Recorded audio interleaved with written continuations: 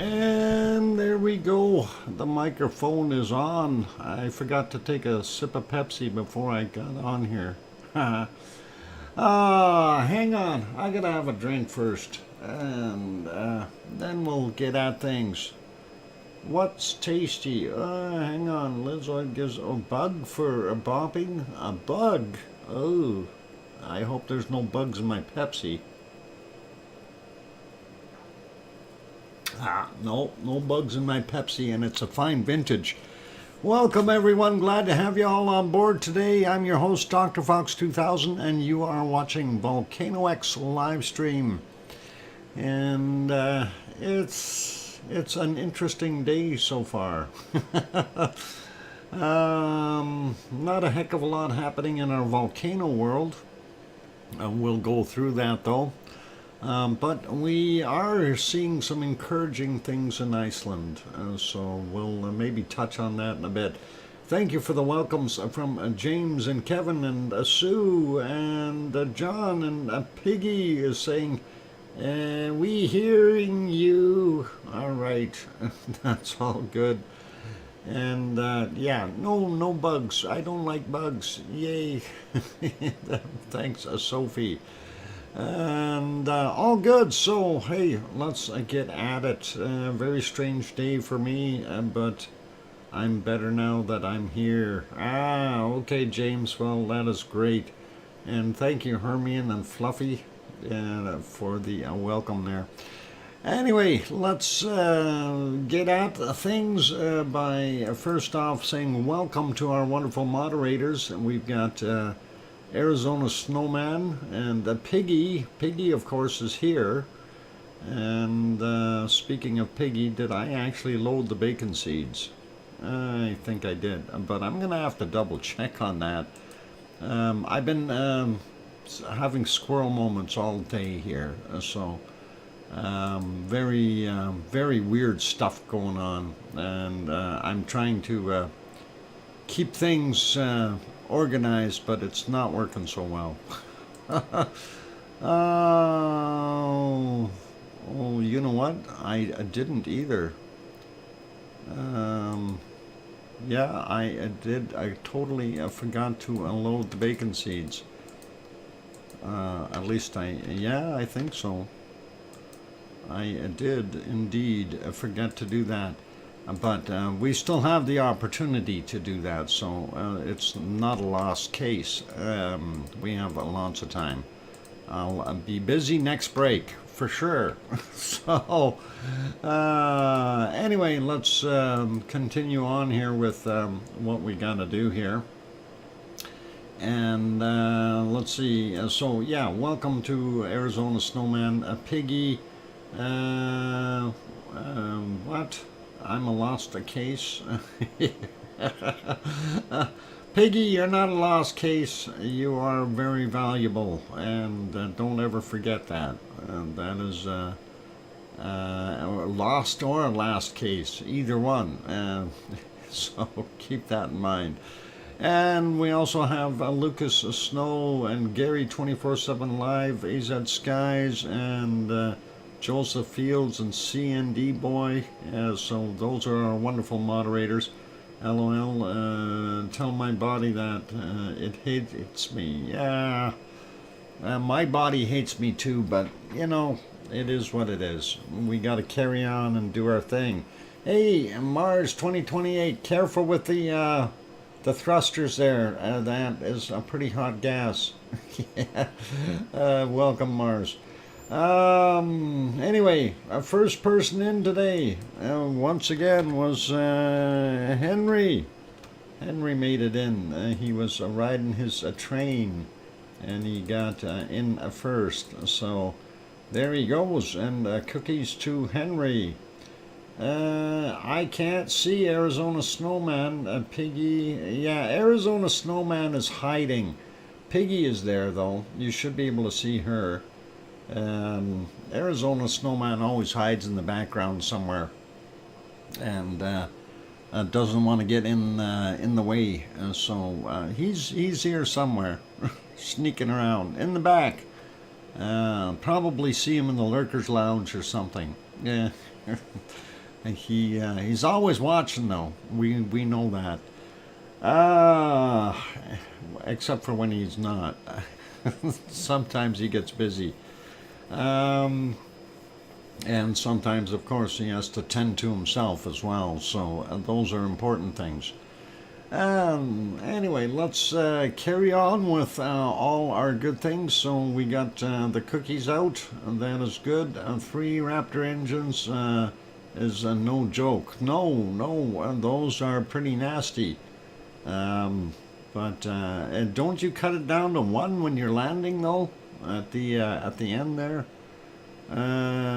Piggy, you can't see me. Please bump the like button and subscribe. Yeah, we see you, Piggy. Oh, Piggy, why are you hiding? Piggy is trying to be invisible. Piggy, it's not working. You're not invisible. Everybody can see you. You realize that. Well, maybe you don't. Anyway. Yeah, darn it. It's just the way it is, Piggy. We can all see you. And you're in there. Yeah. It's unfortunate, but we all see you. It's just the way it goes. Anyway, welcome to everyone, and we'll get at the show here. And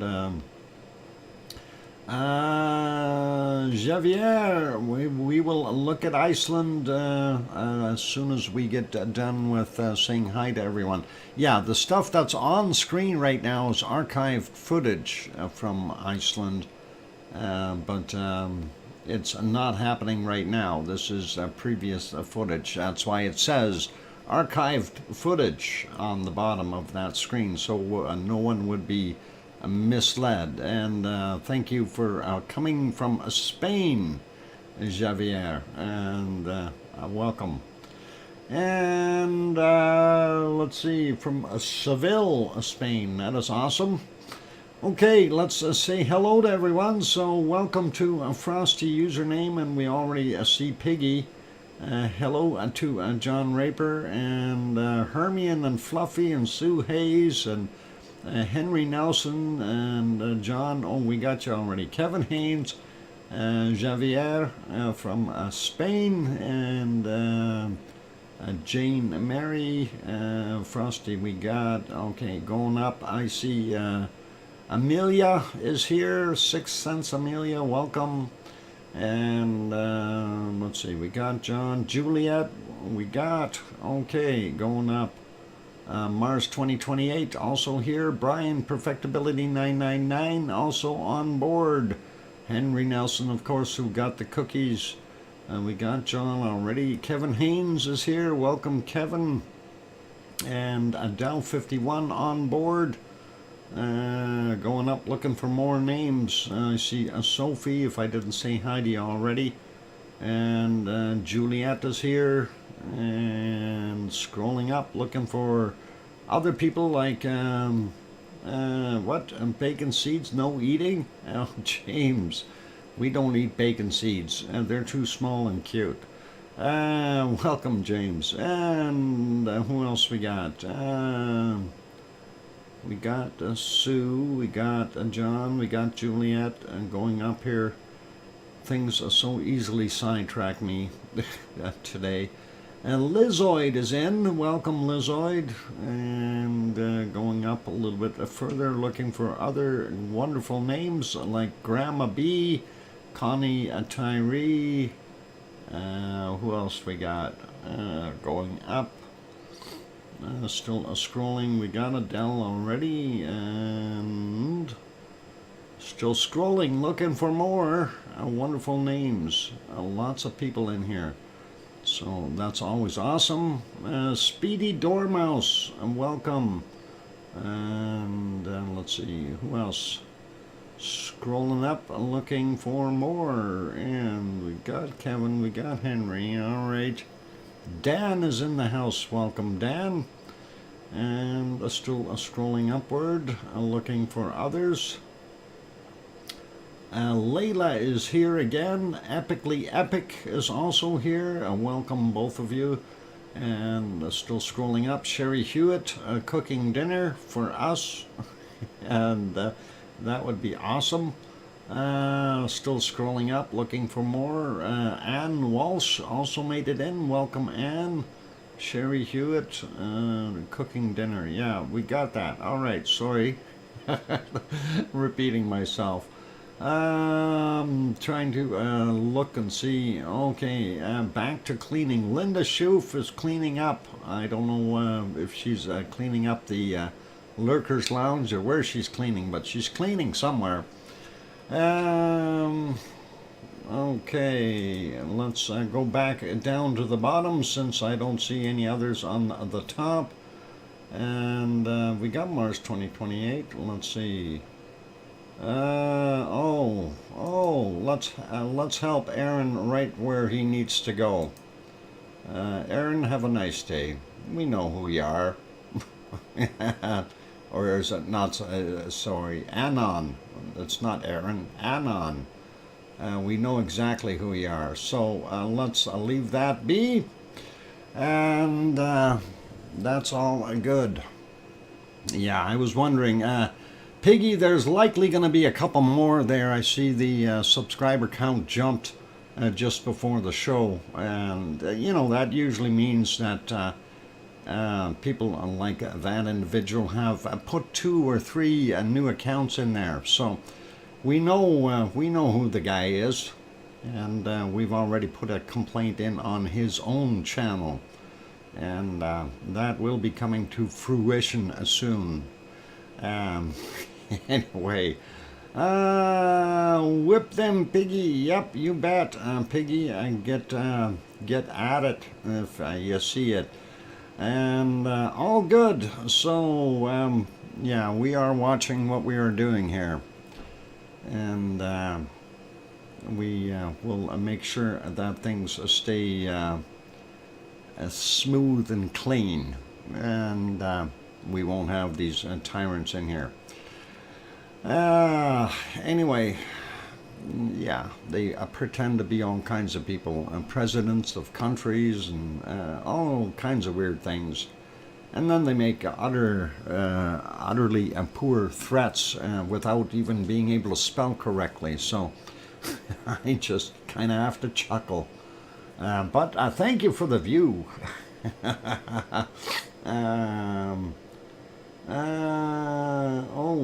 Okay, and let's have a look and see. I'm just looking at something here. Oh yeah, yeah, we'll have to incorporate that in there. I just got a nice a picture that we will be able to use. I'm gonna have to fix that up though and see what we can do. Let's see. Let me do it for you, Kermie, Miss Piggy, Mimi. All right, no worries. Oh, okay. Strawberries. All right, I'm trying to figure out what's going on. I'm trying not to read the chat too much, because if I do too much of that, I don't get anything done. Let's park our wonderful lava that we've got showing on the screen here, and we'll pause it if we can, and I did. And we're going to actually put that back there, and we'll get rid of that banner too. We don't need that right now. Oh, I see another one of these presidential candidates without proper papers has come in here. Oops, he's gone. He's left already.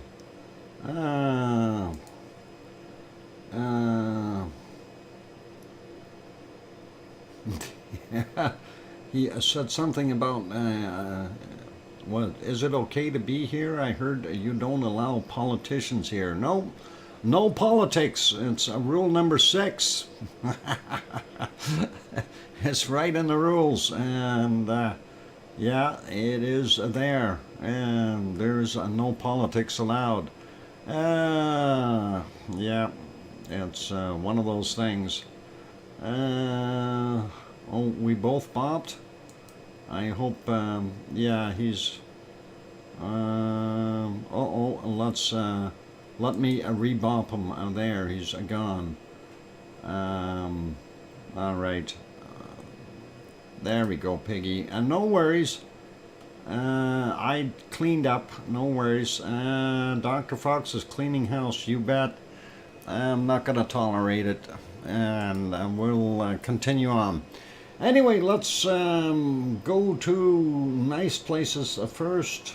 Well, let's take a quick look actually at Hawaii first, since we had a bunch of quakes there and things like that. So just have a quick peek. Oh, we can get rid of that banner as well. And there is Halemaumau crater, of course, in Hawaii.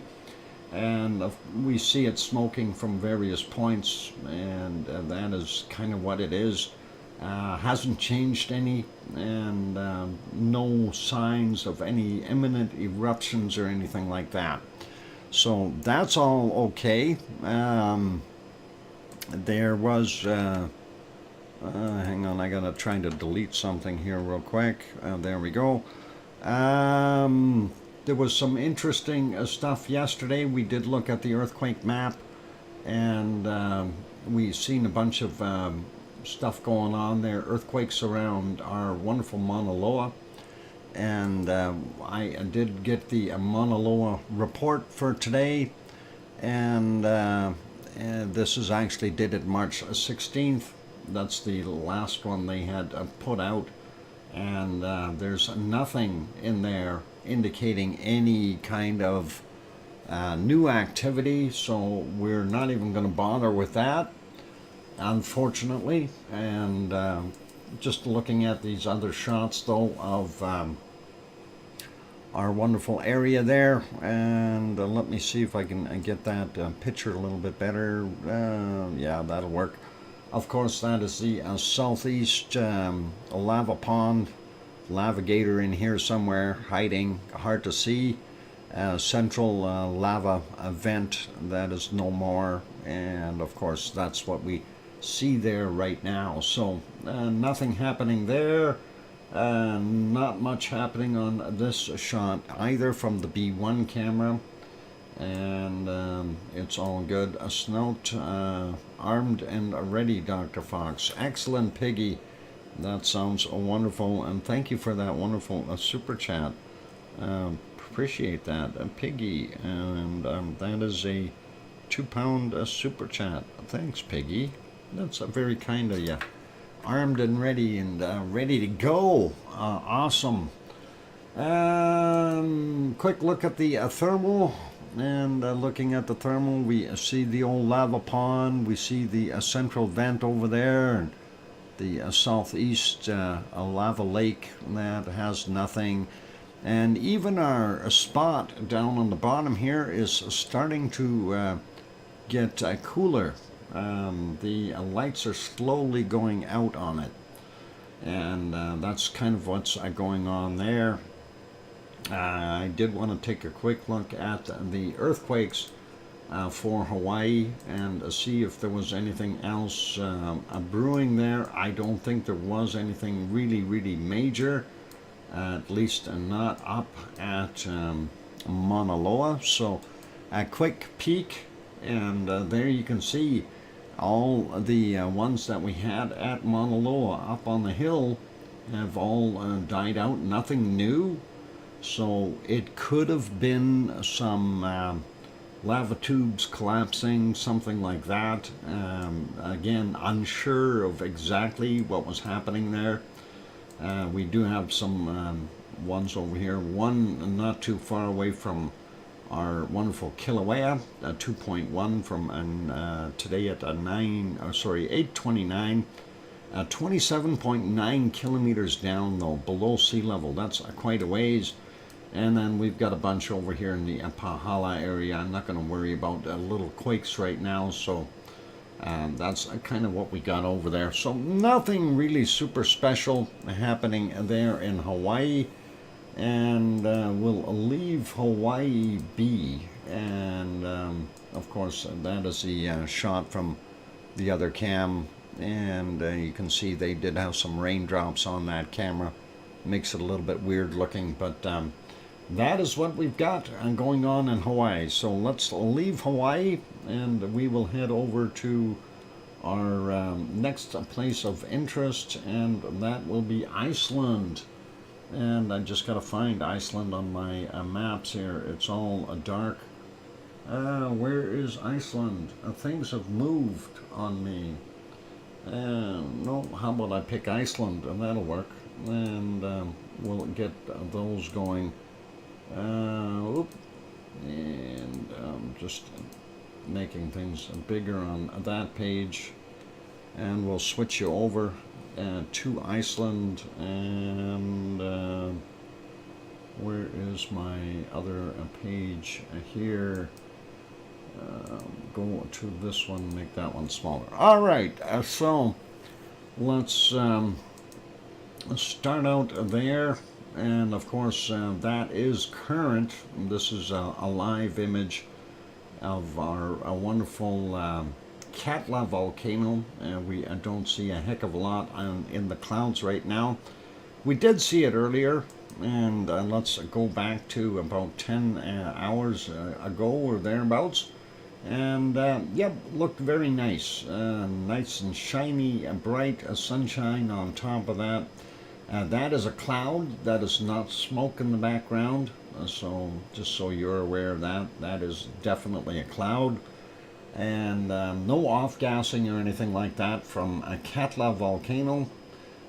Beautiful day there though, for the most part. And if we carry on a little bit, this is about 6.5 hours ago. You can see more of those clouds moving in. And that's kind of what they've got going on there right now.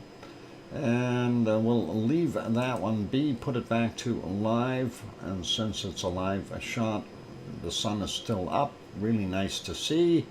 Gonna make that a little smaller. We'll go over to the actual city of Reykjavik, capital city. And that is not looking so bad. Going back about 9 hours just to get a better glimpse of what kind of a sunny day they had there. There we go. And that did not look too bad at all for those good people of Iceland. And hopefully, what? Dr. Fox, can Kermit use some of your footage, he's asking?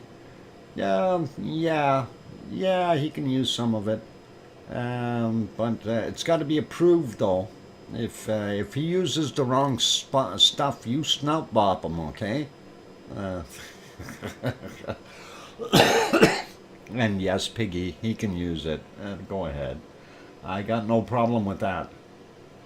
Let's see. Yeah, and if he misbehaves, though, you snout bop him, Piggy. You tell him that.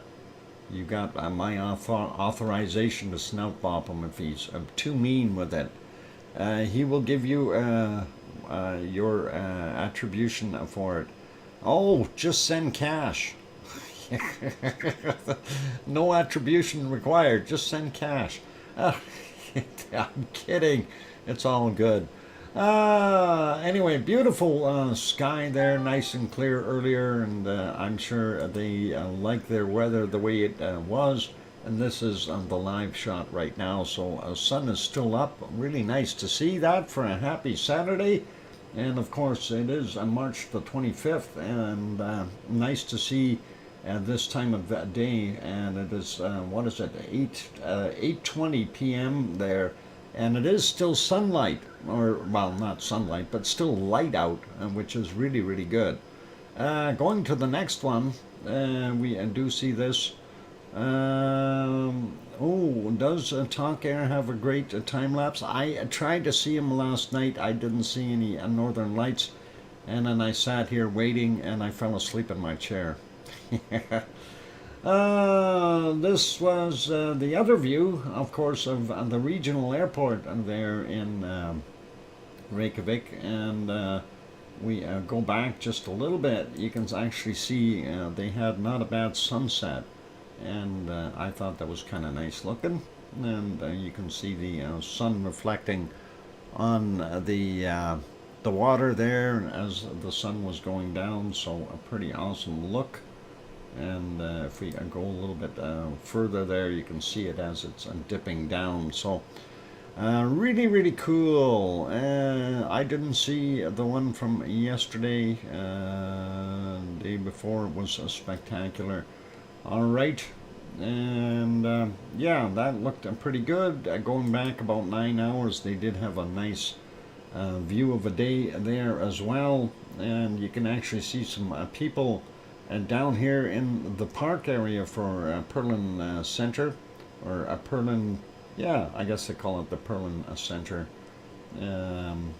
Anyway, it looks pretty awesome. And let's take a look. Let's put that one back to live. And we'll actually make that smaller. I wanted to make that other one smaller too. And there we go. And we'll go to this one. And this is the live shot from down on the Reykjanes Peninsula. You can definitely see the steam geyser right there. And there's the power plant, and where they're taking the steam from, letting some of the excess steam out. And that is really good to see. And way off in the distance, you can see just a little bit of a Ragnar sticking up right there. And of course the rest of our towers and stuff are hiding behind that wonderful steam, so we're not going to see it, but it looks really quite patchy. Almost looks like a minefield or something. A place you don't want to wander. I fell asleep in my chair once. I woke up with the worst stiff neck I've ever had. Mars, my shoulder really hurts right now. And that is because of the way I fell asleep last night.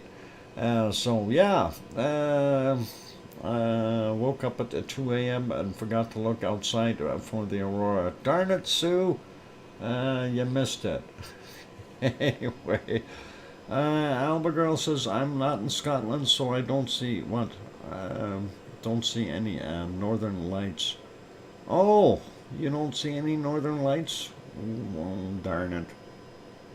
Well, I didn't last night either. I woke up at 2. It was snowing.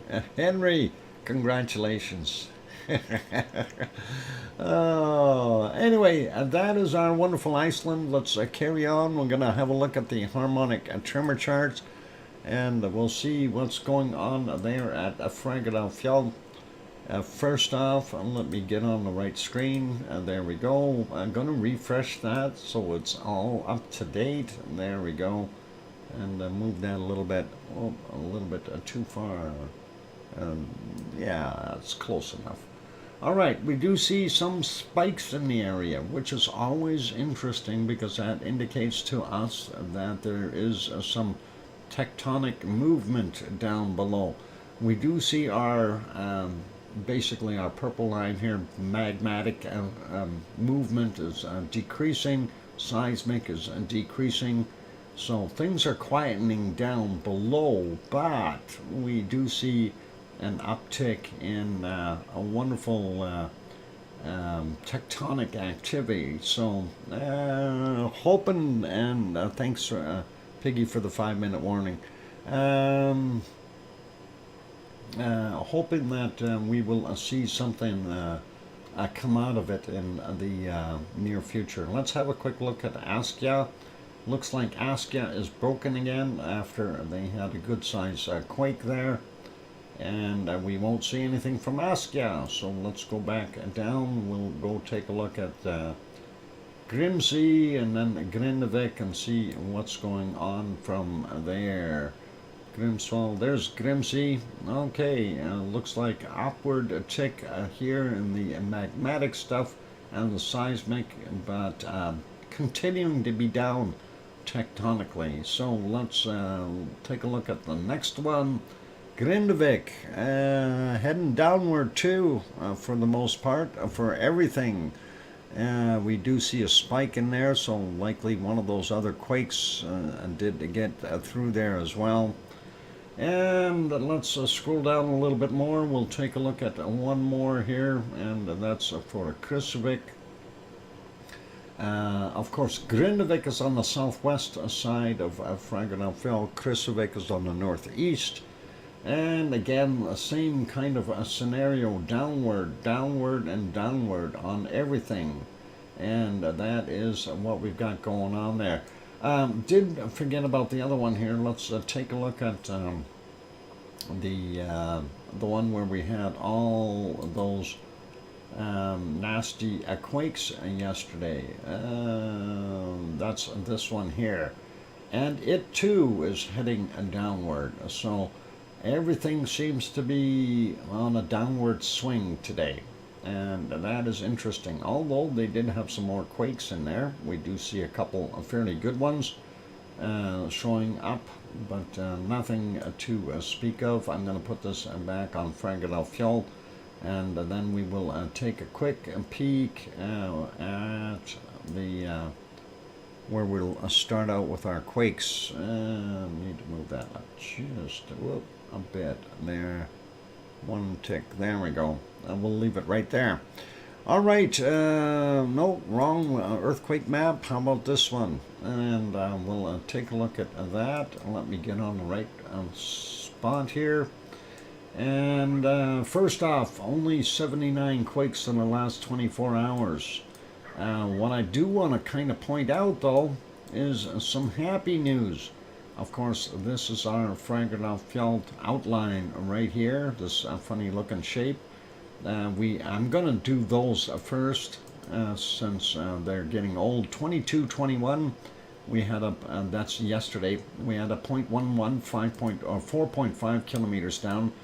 Then we had this one right beside Ragnar, and that's from 2252, a 1.11, 13.9 kilometers down. And then we had over here to the northern area, of course, that's the Siggy Fisher there. This, of course, is the first line, that's Ragnar there. So Ragnar, Siggy Fisher, and there's a Kalir up in the top. But up in here we had a bunch, and I thought those were kind of neat. 0.88, 3.6 kilometers down, 52 minutes after midnight. 0.17, 3.3 clicks down at 45 minutes after midnight. And then we had this 0.64, 3.6 kilometers down at just after 54 minutes after midnight. And 0.19 at 3.2 kilometers down from 46 minutes after midnight. All in the wee hours, and they're all about 3 kilometers down so far. This one a 0.15, and 56 minutes after midnight, 3.1 kilometers down. Another one here, 52 minutes after midnight, a 3.1 clicks down at 0.23. And a very small 0.05, and that was 2.2 kilometers down, and that is 46 minutes after midnight. So those are right in our Fragarnafjall area, and that is pretty interesting. What's happening?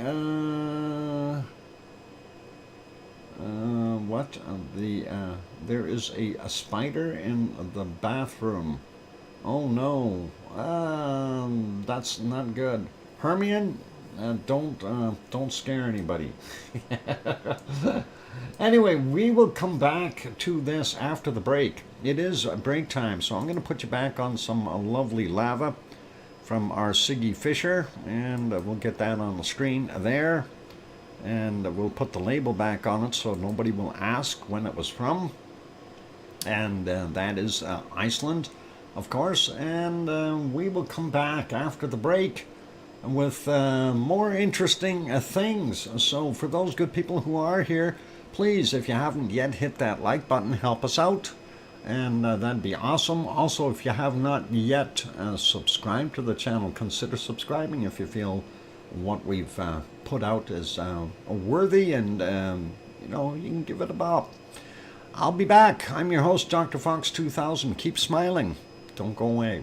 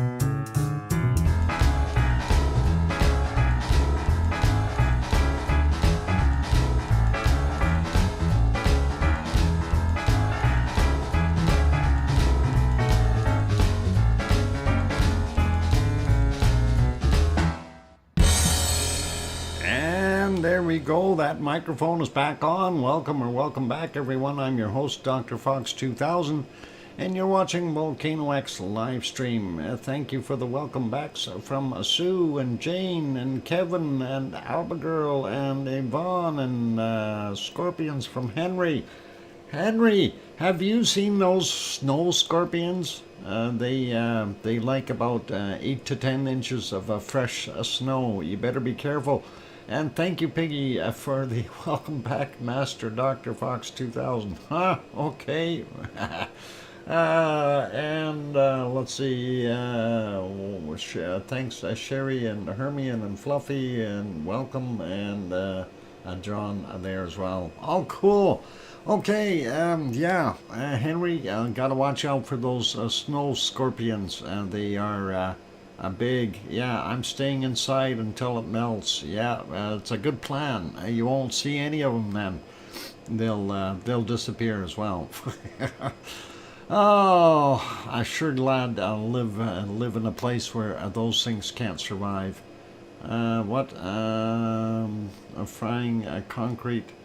Flying concrete here? Ouch, I got a flying concrete. Flying concrete? Oh my God, what's going on? Is that what Thistle is hearing?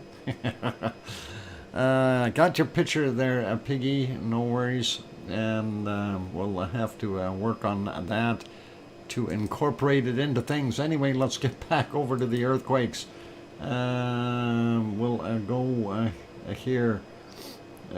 Piggy, are you getting what? Thistle has a lump of concrete. What is a thistle doing with a concrete? Oh, what a silly little dog. Thistle, behave! And hopefully a thistle will listen. Anyway, let's carry on with our quakes. We want to take a look. We see out here on the peninsula, or just off the peninsula, from 1432, we had a 1.11, 5.9 kilometers down.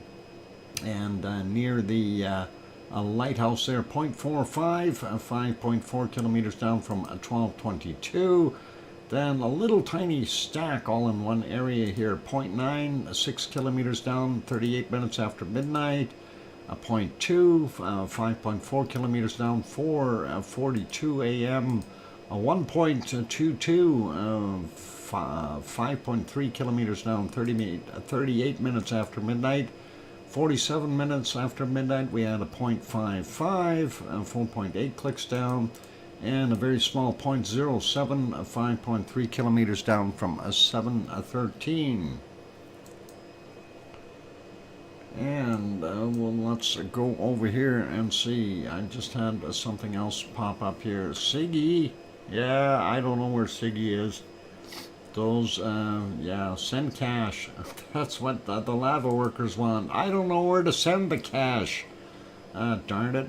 Anyway, 1609, it's 1.72, 5.8 kilometers down for that guy. This one from 1534, 0.39, 5 kilometers down to Ragnar. Oh, there you go. At 1341, we had 0.38, 5.2 kilometers down. And of course, we did our Fraganalfjall area, so we know what those are already doing. There's Krusvik over here on the other side. We did have a 0.87, 6.7 kilometers down from 328 this morning, and 1.11, 3.6 clicks down from just about 12 noon, 11:59:38. It was late by a few seconds for lunch. 1416, we had a 0.51. 5.8 kilometers down, and we'll grab this 0.19, 5.1 clicks down from 2059. Remember that big swarm we had over here yesterday? That's what's left, and not that many. 0.42, 9.2 kilometers down from 413. 0.63, 5.2 kilometers down, and that was from 1557. Next one over from 1131, and that is a 0.63, 5 kilometers down. Next one is a 0.32, 4.3 kilometers down, 1614. Next one over a 0.27, 5.5 kilometers down, very, very small. And 4:32 was the time on that. Then at 8:42 we had a 0.46 and 4.3 kilometers down for that one. So leaving that be as echoes or something, and that is weird, but don't know why it happened there. Could have been something collapsing down below. Could have been all kinds of different things. Anyway, 1555, we had a 0.61 right there, 5.4 kilometers down, 0.34 over there, 6 kilometers down from 728, 0.28, 7.7 kilometers down, 8:29 a.m., 0.42 from 1458, 3.9 clicks down. And that is our Reykjanes Peninsula. Let's move over a little bit. This is Hekla over here. And we see this 0.41, 6.6 kilometers down, 6:30 this morning, and a 0.14, 10.1 clicks down, 4:42, and this one from yesterday, 22:33, a 2.26, 6 kilometers down, and then we get over here to Katla, and looks like we've got several areas. Let's start down here. 0.5, 800 meters down, 1807 was the time on that. Then we got a 0.44, surface quake 135 meters down from 356. Then we had a 0.64, 500, sorry, is that 500? No, 50 meters down from 1549. Next one is a 1.55 from 49 meters down, and that's from 1509. And if we zoom in, spread those apart a little bit, 0.62, 135 meters down from, what is it, 1610 for him. And then 1550, we had a 0.57, 1.5 kilometers down. Now that could be below the ice. The other ones all seem to be above. This one is also 1.1 kilometers down. I don't know how thick that ice is there, but actually maybe Yvonne knows. Yvonne, how thick is the ice at Katla? Anyway, 1649.2, 1.1 kilometers down. Or do you know by chance? Just curious. I think it's got to be close to a kilometer thick, but I don't know if it's over a kilometer thick. Anyway, we did have this other group of stuff here. It's thick. Okay, so it could be in the ice. Yeah, that kind of makes me wonder. 1146.67, 2.6 kilometers down. That's below the ice for sure. 800 meters, you think? Okay. So, yeah. This one here from 1421, 0.39, 4.1 kilometers down. Then we've got this one, 9.1 kilometers down, 0.65 from 832, definitely below the ice. And we've got this one, a 0.47, 8.9 kilometers down, 8:31 was the time on it. And then we've got this one from 1314, 1.22, 8.7 kilometers down. This one is 9.1 kilometers down from 1242. 0.78 is 8.9 kilometers down, 1025. And let's see, 1.03, 8.6 clicks down, 1143. And the next one is a 0.56, 8.8 kilometers down, 8:45 this morning, and a 0.55, 9.5 kilometers down from 11:44. So those are basically below the ice for the most part, and this stuff is in the ice, I think, for the most part. And let's go move up a little bit. Don't see anything right at Grimsvatn. Don't see anything right at Bardabunga, but we do have a 0.4 kind of halfway in between, and 7.8 kilometers down, 1817 is the time on that. Then we've got a 0.62, 6.5 clicks down, 5:08 a.m. and from 4:06 a.m. 0.75, 4.8 kilometers down. And Askia has a few new ones, and kind of makes you wonder. Let's look at the ones directly at Askia first, and we'll see what we've got there. This one 0.76, 4.9 clicks down from 11:51. Next one is a 0.2, 4.4 kilometers down, 16:41. 0.39, 4.7 kilometers down. Yesterday's at 23:11. This one is today's at 3:03 a.m. 0.39 and 818 meters down. Then we've got a few older ones here. 4:36 a.m. 0.27, 6.1 kilometers down. This one here 0.46, 3.4 clicks down, 3 a.m. 1.68, 4.2 kilometers down, 3:05 was the time on it. And this one is at 3 a.m. as well, 2.32 from 4 kilometers down. So that gives you what's happening at Askia. And just north of Herdebreit we have two, and they are older. 2200 yesterday, 1.11 from 10.4 clicks down. And from yesterday at 2316, 0.87. 7.9 kilometers down. Thank you for the 5-minute warning, Piggy. And going up a little bit further, very small, 0.18, 252 meters down, coming in at 8:51 a.m. And then we've got a few out here in the water. 1700, we had a 0.8, 4.3 kilometers down. 0.83, 15.8 kilometers down from 6:27, and then a 0.76, 8.1 clicks down from 10:33. Hang on, let's get off of there. We're trying to get to these two here. 0.98, 11.1 kilometers down, 3:57 this morning. And the other one is a 0.87 from 13.5 kilometers down from 8:47. So that's it for our earthquakes there in Iceland, and really not much going. Do you have a trip to a volcano planned, Yvonne?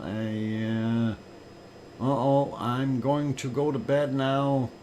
Okay, Yvonne Kunkel, you get some sleep and enjoy your night. And hopefully you have a wonderful week of work, and then you can have your time off for 2 weeks. And that'll be awesome. Etna in May. Yep, unless something else erupts. Like Askia. Oh, hang on. Don't forget. What, Dr. Fox? I've got to go now. I might have to come back for a little while later. All right, Mars 2028, no worries, and you be good. Yeah, if Askia pops or something else pops, Yvonne will likely go, but right now it's May is her schedule for over there in Sicily, and that is cool.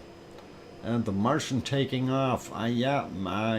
Secure those thrusters there, Mars 2028, and be careful. All right. Where am I at? All right, let's go over here real quick. Azores, and the reason I went right to the map is because we really don't have anything to look at there, other than we are on the island of São Jorge, or São Jorge in Portuguese, and we don't see a heck of a lot. The small town there in the harbor as usual, and our little cove as usual. We see a little bit of white water, not overly rough sea, but I still wouldn't want to take a little boat out there. And as far as earthquakes, nothing new on this map, so we went right to that one. I'm going to refresh this one real quick. And yep, good thing I did. There is a second quake there. So if we zoom in a little bit, let's get rid of the advertising. There's, of course, St. George. There's Pico Island, Fayal Island, Tercel Island, Terceira, and San Miguel. And there's this one that happened 5 hours ago, 2.3 surface quake from 1542. And a little further down, the wonderful East Azores Ridge, 14 hours ago, we had a 2.0 from 6:48 a.m. GMT, 20 kilometers down. So those are the two there, and that is all good, just so you have an idea of where we're at. You can see Portugal and Spain there, France, England, Ireland, Newfoundland, Sioux waving high from Cole Harbour over here in Nova Scotia, of course, and that's all good. And of course there's Iceland up there. So that kind of does that in. And yep, Sue always waves. She's a nice person. Let's see, and what else we got? Well, I guess we got a minute or so. Let's go here and take a look at the pretty volcanoes that are covered in snow and not doing a darn thing. That is Pavlov on the left center area there, and Pavlov's sister over on the right side. And neither one of them are doing anything, but they sure look pretty. Oh, and that is all right. Those are up on the Aleutian Islands in Alaska. And then we have the other wonderful photo, and that is Semi-So-Pochnoi. There we go. Yeah, something like that. I'm going to refresh it. Yeah, you can almost see it. It's right there. It is there, but hard to see. And it is doing its thing, so all cool. Anyway, it is just about break time, or it is break time. I'm going to put you back on some lovely lava here for the duration of the break. After the break, we will have bacon seeds that I already got loaded in the last break. So it's all awesome. So stick around, you guys. For those who have not yet hit the like button, please consider hitting the like button. That would be really, really awesome. Also, if you have not yet subscribed, other than presidents of any country, we don't need them here. And they do have to make a formal request in writing prior to coming on the stream. So we just want to get that clarified. And rule number 6 definitely states no politics here. So that includes politicians, because they typically lie. On that friendly note, subscribe if you like that, if all that good stuff. We're politician free in here. Be good and smile, and I will be back in about 3 or 4 or 5 or 6 minutes, something like that. Probably 5, 6 or 7 minutes. Anyway, I'll be back. You said that right, Dr. Fox. Perfect. That is awesome, Scott, and welcome. And I see Gaines is here as well. Welcome, Gaines. And I'm going to be back in a few minutes. Don't go away.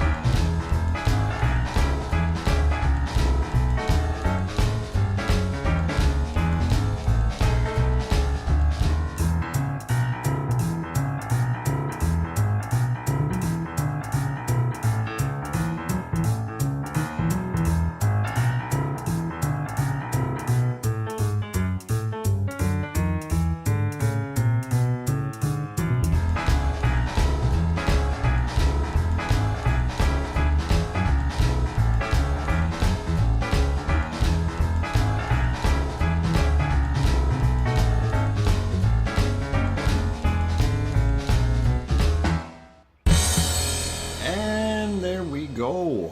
The microphone is back on. Welcome back, everyone. And glad to have you all here. And thank you, Wormhand. And thank you, Scott. And thank you, Albagirl. And Paul Williams. And Sue and Jane. And how's you doing, Cober? Oh, okay, I'm not sure what's going on there, but thank you, Hermione and Fluffy. Piggy, I got your comment there, the quake in Crete. Did you feel that shaker in Crete? Just curious. And I'm thanks, John, as well. Oof, Piggy. I'm Bruce easily, or I'm Bruce easily. You were right the first time, Dr. Fox. No, you didn't feel it? Okay, well, just to show you where it is, it's down here on the other side of Crete, on the south side, and that is right there, 4.0. That just happened a little while ago here, so brand new. And of course, Piggy is over here on the island of Kos. So a little bit of a distance, but it is there. It is new. And just figured we'd throw that in. And let's leave that back on the other one. It doesn't show up on the USGS map yet. Maybe it will in a little while, somewhere around there. But hey, it's bacon seed time, so let's get over there. And let's take a look at our wonderful bacon seeds. I'm gonna prep this thing though for my next spot. Where are we gonna go after that? And we're gonna go to Mexico. Okay, good. I have that one ready. All right. Looking at what we see, that was the last one from yesterday, all cuddly and everything and smiling. And let's see what Piggy sent us today. And some of these may be from Piggy, I think. This is another little cuddler.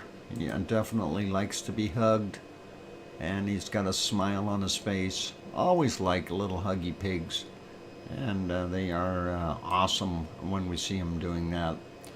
And yep, definitely a good cuddler. A baby cuddle loves a cuddle. And here's our next shot. Speaking of cuddling, they take care of each other, and they are buddies. So, yep, pals, taking care of each other, and nice to see that. Next one is this one, and that is the Three Amigos. I figured a Piggy had a hat thing going on there. I figured I'd throw a hat thing in. It's a hat trick. Get it? A hat trick? Oh, never mind. Yeah, I see you racing in there. Quit raising so much dust there, Kim. Gotta put my mask on. Anyway, that's Kim. There you go. Yeah. Pretty, yeah, perky blinders. Right, and they are wonderful looking little hatted pigs. A hat trick. And quiet. These two guys are sleeping. They're cuddling up and sleeping. You missed a Piggy. Uh-oh. Waves at everyone in the channel and Dr. Fox. Hey, Johnny, welcome. And next, the bacon seed is this one. Yeah, shh, quiet, they're sleeping. And next one is this guy. I have no idea where he's off. He or she, maybe, that looks like a biker Piggy mama. And that is off going somewhere. Interesting. I like the wings on the back of that jacket. And of course the cap is right on. So pretty cool. Although I do not do this ever again, our clocks in Britain go forward an hour in about 4 hours. This has got to stop. Oh, there you go, Wormhand. It's a part of the Pork Angels. I get it, yes. The Pork Angels. I remember hearing about those. That's that big syndicate that's around. And here's the next one. And anyone hear the tune of Pigman? No, oh, that's not quite right. I thought it was something like that. Maybe Batman. Yeah. Bat Pig. Yep, I'm gonna go flying. And that is what we got. Bat, I think. No, Bat, a pig. Next one. Oh, somebody getting some cuddles and scritches. I gotta be happy about that. And always nice to get some attention and be smiling. And let's, yeah, itchy and scratchy show. And next one is getting cuddles. That's a wee one. That's really, really tiny. So, gotta like those little ones. Awesome. And a cute little teeny weeny one. Just a single-hander for that. And this one is a double-hander though. And I think this one needs a little bit of a hogwash too while we're at it. And second last bacon seed today. He's telling you what is going on. He's gonna sing for you. And our last bacon seed. And let's see what we've got. That is this little guy, and he's definitely playing a little shy there. So yikes, they're taking pictures of me. And of course, we have one more picture, but it's not of a bacon seed. This apparently is a thistle listening to me. Thistle, are you behaving? And I did get those other concrete shots that you sent, Piggy, but I didn't have time to load them, so we're going to leave those be for now. Anyway, let's, yeah, that's a thistle, for those who don't know. That's a Piggy's, one of Piggy's dogs, one of her fur family. Yeah. Anyway, it is a nice dog. And those ears stand up really, really nicely. I like that. And that is very cute. All right, let's get to our next place of interest. Yep, thistle is definitely grown up a bunch. Still not huge, but definitely grown up. And let's see, are we live or just about live? Let's see. Oh, I know we're live to commercials. How about this one? Nope, that ain't gonna work either. And this one is buffering. I probably got a commercial coming too. Yep. How about we go here? And this, of course, is Fuego, since we're in Central America. And Fuego is located in Guatemala. Isn't Guatemala a lovely looking place? Anyway, let's go back a bunch and see if we can find anything of interest in Guatemala.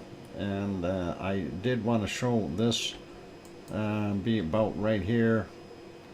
And maybe I've gone back a little too far. And there's the start of it.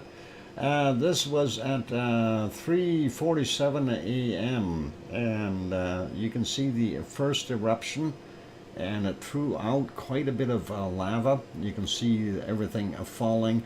The clouds are in the way, of course, causing all kinds of issues and focus problems and everything else. But that was the first portion of that particular eruption. And there's the second one following right after it. And this is not a time lapse, this is just the way it happened. So a very, very quick succession from one to the next stage. So that was pretty awesome to be able to see that one, and I'm glad I was able to go back far enough to be able to actually see it. And then it did have a third eruption a little bit afterwards. You can see it there. I moved it ahead 5 seconds so we don't have to wait. And you can see more of that lovely lava pouring out. So quite a big jolt.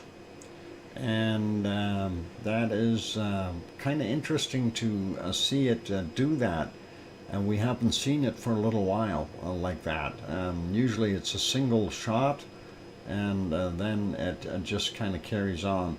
And then, of course, we ended up with a bunch of clouds in between and things like that. But we did have a few decent size eruptions. I'm just trying to get to it here. If I'm close enough here, should be just about right here. Let's see. There we go. Got it to light up. You can see the clouds and everything, and see that the cloud layer is lower than the top of the mountain. The mountain, of course, is somewhere around, 12,364 feet, approximately. 3,360 meters, roughly, something like that. And of course, it does its thing, and that was a pretty good eruption as well from earlier. Its other one that is not too far away from this one, of course, is Santiaguito, and that one is actually just about the same size. It's just, I think, about 100 feet taller, or about 30 meters in height extra for the other one. But this looked pretty cool during the night. And of course, there were a few more little eruptions, nothing major to complain about or worry about. And let's see, this one was one of the nicer ones again. And again, the cloud layer is sitting just below where that volcano is. And that shot did have a lot of lava at 4:55 a.m. And it's throwing out extra material, of course. And then the next one here, let's see if I can get right to it. Should be right about here. And there it goes. And that one threw some lava bombs quite a long ways. And you can see some of that material going. And unfortunately, that cloud's in the way, so we can't see exactly where it was hitting. But that's quite a distance away from the crater itself. So again, throwing some pretty good lava bombs out there. And of course, that is our wonderful Fuego. So very, very cool. Mariano, welcome, and EC, welcome. Good to have you on board. Brian is also here. Perfectibility999, good to see you. Cananaska's Country popped in. Paul Williams also here. Sarah Miles there as well. Okay, good to have all you guys in. If I didn't mention your name earlier, do want to say welcome and glad to have you on board. Let's take a look at this one just before dawn. And this, you can see the sunlight, of course. Let's let that run through. The sunlight just above the clouds there, getting things lit up, and that was actually a fairly large explosive eruption as well, with a lot of magma again. So seems to be a lot of magma moving up that pipe, and you see how that continued to flow, and it's like a really large amount of material. It's not these single little blasts that we usually get. And you could see it's still pushing up some of that magma out there. So pretty awesome to see the long duration, and all good. And yeah, this time it did show this area, and I figured that lava bomb hit about here before on the other one.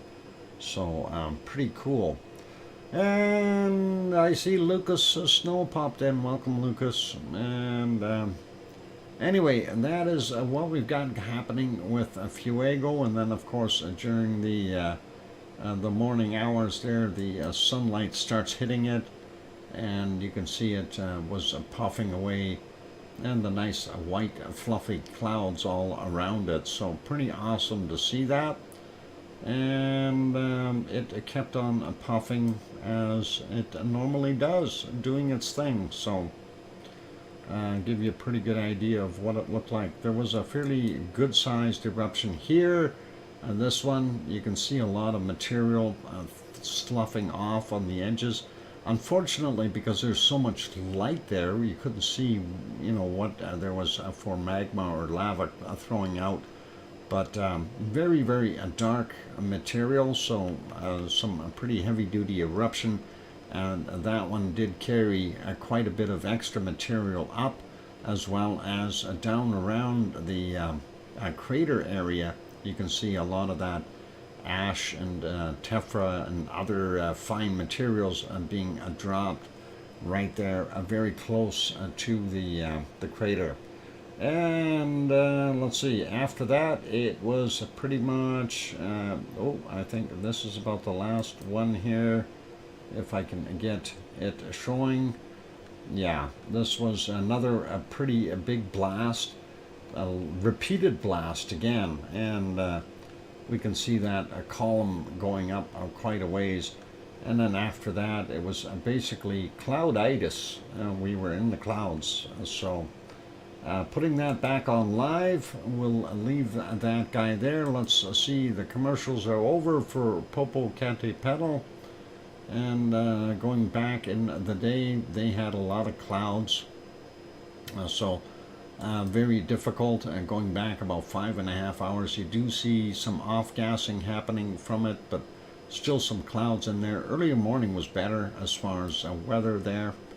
And there you go. You can see what kind of plumage is coming out. And again, it did have some blasts as well. You can see that right there. I'm not sure if this column was from there as well. It could be. Let's see if I can get it right on there. Yeah, I think it was. So, yeah, there you go. So at 8:42 a.m., and that's what we were seeing. A 5-minute warning. Thank you, Piggy, and that's all cool. Definitely moving that material out. So pretty awesome to see that. And as we go back in time, there were multiple other eruptions. There you go. 7/12. We see another time where it really kicked some stuff out. And this one here, I'm not exactly sure if there was lava coming out or not. At 5:53 a.m. Let's see. It did light up here on the edges. I don't think there was any lava throwing out. No. And just a lot of smoke. It's a blowing smoke, you guys. And that is kind of what we were seeing there. There was another big pop here. And again, I don't know if it threw lava out. I wasn't able to see anything when it popped earlier. At least I only scanned across it. I didn't take a real good look. This one at 5:26 a.m. And yeah, it doesn't look like there's any lava, at least not in this direction for this camera view.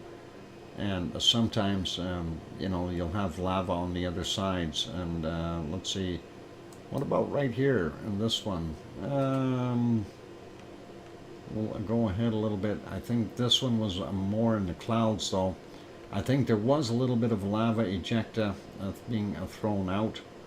Let's see. Oh, it changed me completely time-wise. Darn it! It went back again. It does that on occasion. Right about there. Oh yeah, it did throw a little bit out. So, yeah, you can see it was erupting, but we didn't see a lot of lava come out. Just some little spots. So something popped. Lava bombs. Little lava bombs, the size of maybe a softball or a basketball. Don't get in the way of those. They'll hurt when that happens. But that is what we've got there, and then here's the other one that I wanted to show. And I don't know if it threw anything out on this one. I did actually want to see the other camera on this, 5:26 a.m. Let's take a look maybe at the other angle. 5:26 a.m. That'd be somewhere in here, maybe. I don't know. Let's see. No. How about there? 5:49. How about there? 5. A little bit earlier. 5:29. 26. So. Yeah, I don't think it threw anything out, because we would have seen it here on the edge of the caldera, and I just backed it up 5:25-26. So we'll see if anything popped out there lava-wise, or if it was just a big ash blast, and that happens as well. And yeah, I'm not seeing anything being thrown out there, so. Yeah, kind of what I thought. It was just a lot of ash, a lot of hot air, and no lava. Darn it! And that's what happens a lot. Anyway, let's leave it as that. That, of course, is our Fuego, or sorry, not Fuego, Popocatepetl. And I'm late. One volcano to go, a Messiah volcano. Right there, and that is in Nicaragua. Too cloudy to see anything, too much gas and smoke, and I'm in trouble because I'm late. Let's put you back over here to some lava, canned lava, and yeah, don't get that winds a snout or winds a snout up. Okay, I don't need gets bopped. I'm going. For those good people who are here. If you haven't yet super chatted, I mean, I'm kidding. If you haven't yet hit that like button, please. It's free. It doesn't cost anything to hit it. Please give the like button a quick bop. Also, for those who have not yet subscribed to the channel, consider subscribing if you like what we're seeing. Since a thistle with her a lump of coal or concrete, oh, that's going to hurt. I don't want concrete. All right, just hard facts, that's all. Don't go away. I'm your host, DrFox2000, here in Edmonton, Alberta, Canada. I will be back in 5 or 6 or 7 minutes if I don't get killed from some strange thing like falling concrete from a dog. I'll be back.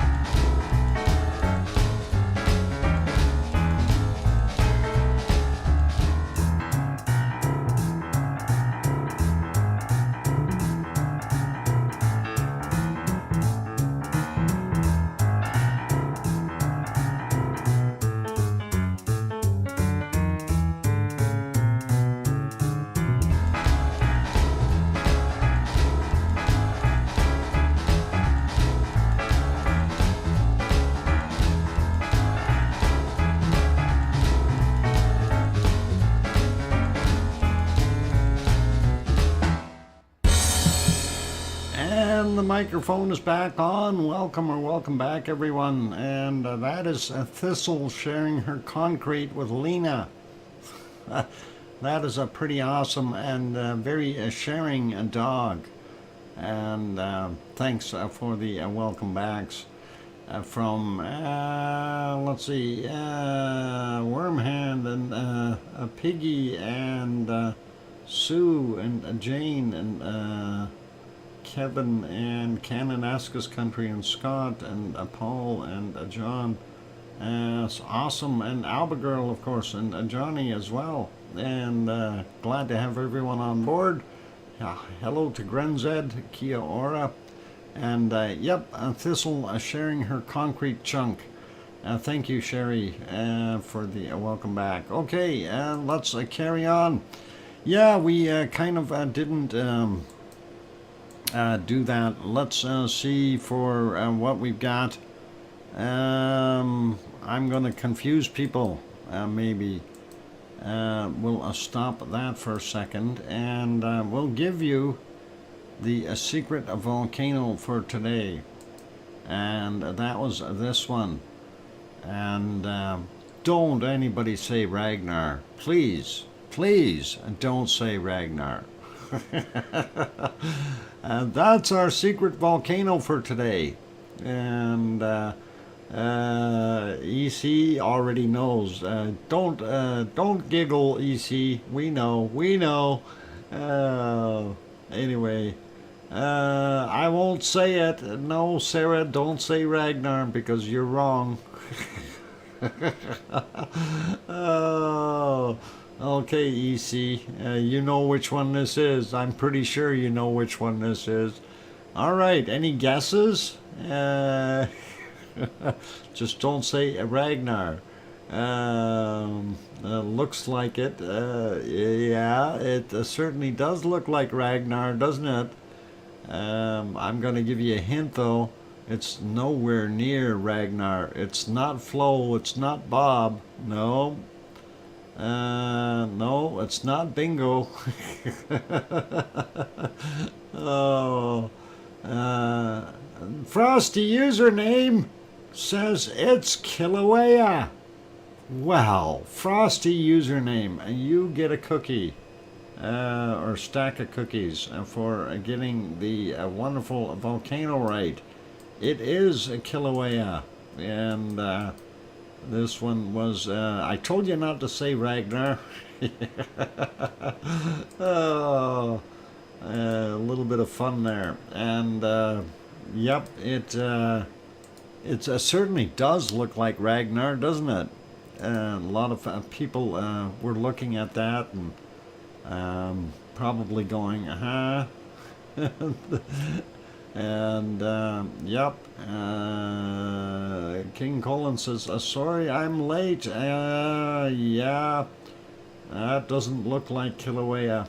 It is Kilauea. That is definitely Kilauea. No doubt about it. I've been wanting to say Ragnar. It sure does look like it. It really does. At this point in its eruption, it certainly does look like Ragnar, and that's why I forewarned everyone not to say that, because I'm sure everybody was thinking that, and it isn't. This is in fact Kilauea from, I do believe, from 2018, if I'm correct. And there it is. Must be Hornito on Kilauea. I'm not exactly sure where exactly it was located, but that definitely was one of the flow points. And no, not Fisher 8, that's on Mauna Loa. This is definitely Kilauea, the other, from 2018. So, anyway, welcome, Lizoid.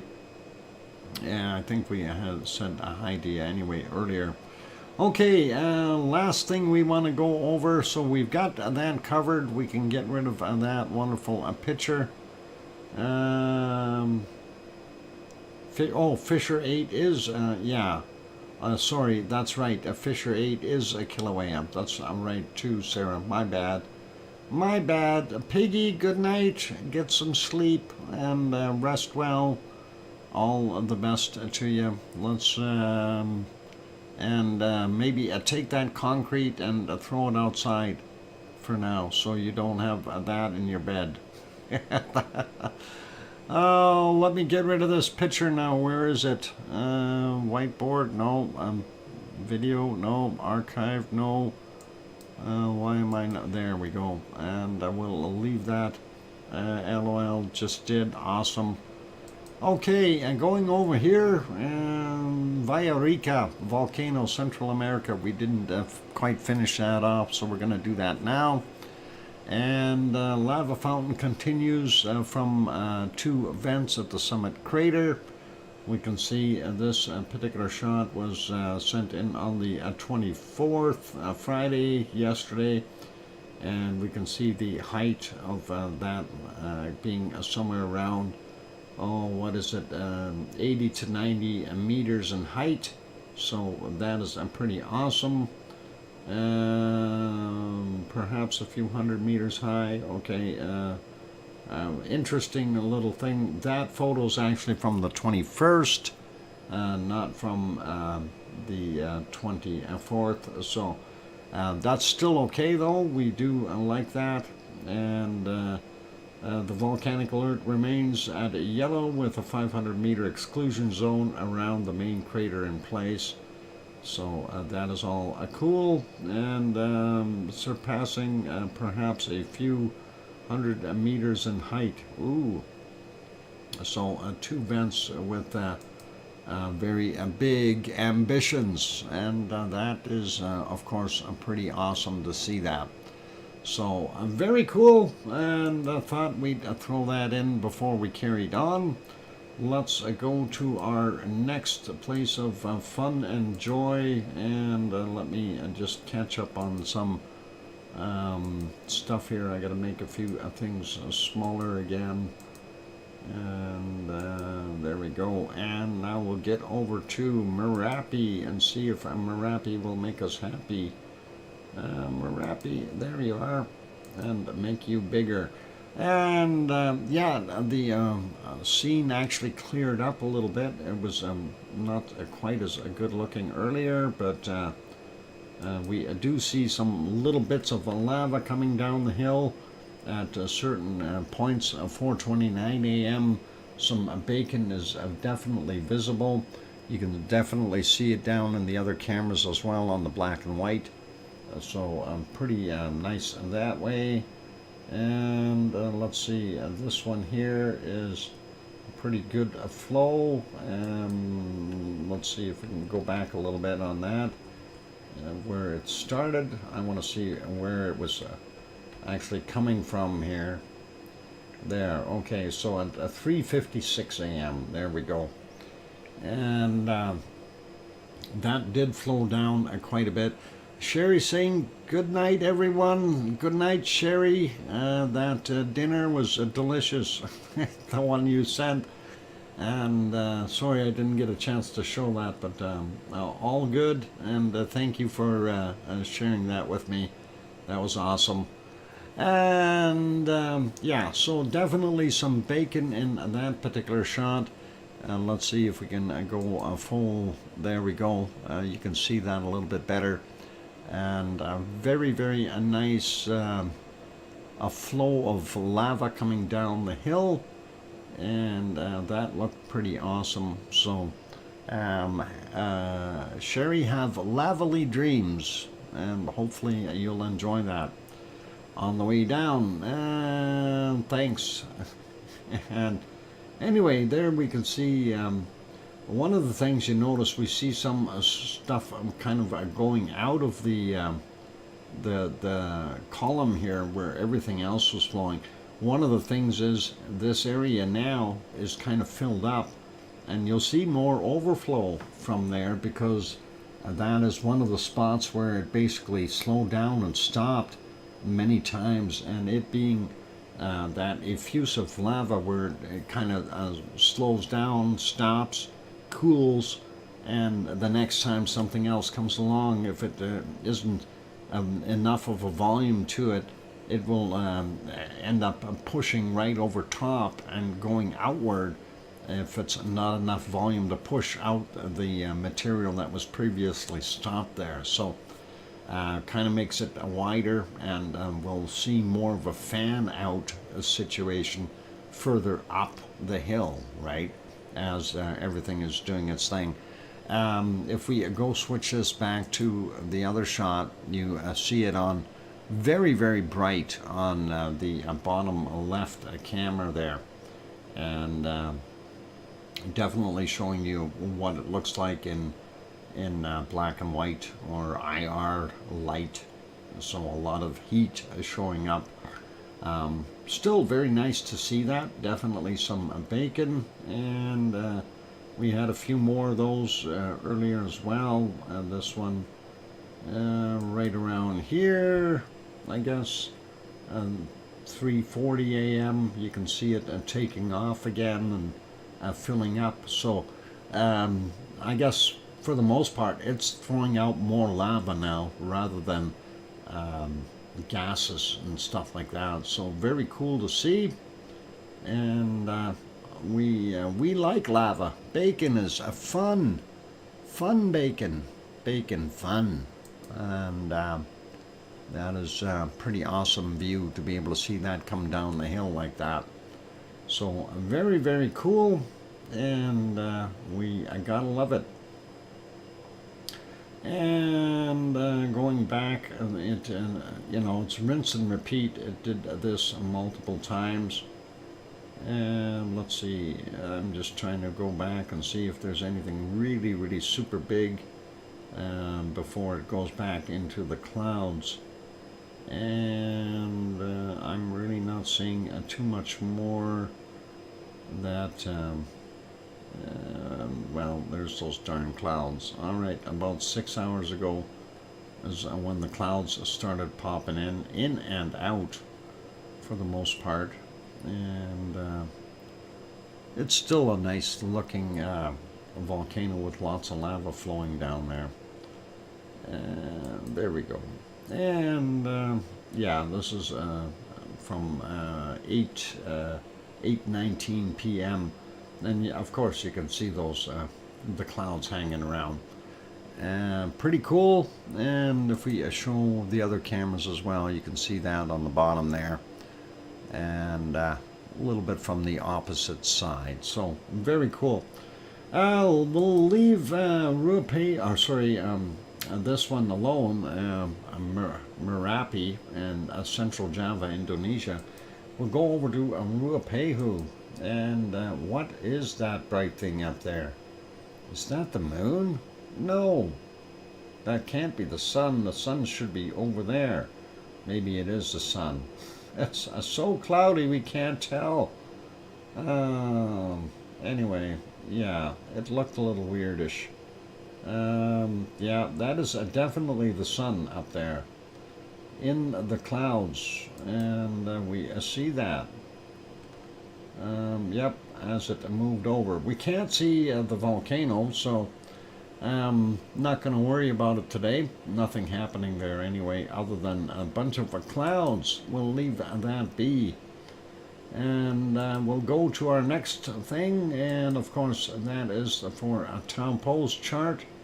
Quick peek at that, and we see we had another larger quake in the area that went over our threshold line of 2000 here, and then the activity kind of diminished once again. So not sure what it's doing, but that is what we've got. By the way, they are in the future, so they always know what's going to happen before we do. And next is, of course, our wonderful live view of the caldera there at Taupo. The flea market is on. Anyone want to buy some fleas? Go head on over. Grenzed, can you go over and buy us some fleas, please? Anyway, that is, of course, the entire caldera, the lake, for Taupo. We are unable to see Ruapehu in the background, Fleas for seal. Yep, fleas. We need fleas. I want ones that can do tricks. Where'd he go? All right, Grenzed, where are you? Yeah, or Grenzed's heading down there now. Gonna go buy some fleas for us. That'll be awesome. And let's carry on with Banana Puss. Welcome, and what? Give peas a chance. Yeah. How about give fleas a chance?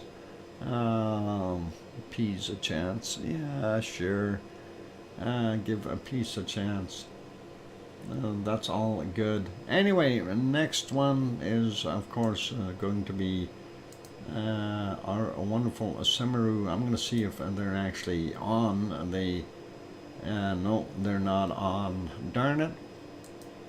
Just peas.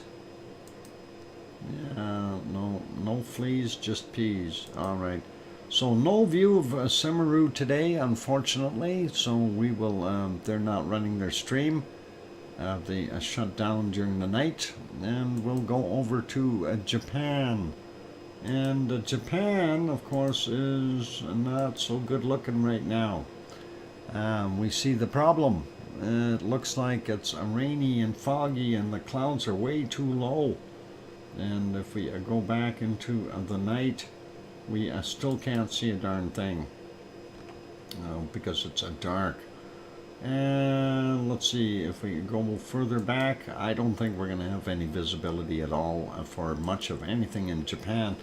They're still facing those storm clouds and stuff. This is all the way back to 8:41 the night before. And as you can see, they did have a cloudy situation then as well. And if we go back even further, just about 8 p.m. and that's kind of what the scene was. So if there was anything happening there, we don't know what was going on. Ice cream boat just left. They didn't like us waiting too long. Ice cream boat leaving. I'm sure the other one will be in right away. Thank you, Tom, for the 5-minute warning. And of course, let's pop around, see what else we can find. Suwanoshijima, and not showing very much activity either because of clouds again, and it is fairly early in the morning there. I didn't see anything glowing during the night, and again, same old thing with the weather, and it's always nasty when they have actually I should say it's always no visibility when they have nasty weather, and this is a good example of it, where everything is just kind of foggy or blown over. You can't see a darn thing. So we'll make that one smaller again, go to here, and this of course is ASO, and ASO has faced the same dilemma. Even if we go back all the way, we don't see anything from ASO. ASO is in the clouds, unfortunately. And our last volcano for Japan is Asama-san, a volcano, and it's raining or snowing there, and I don't believe we've got any visibility on it either.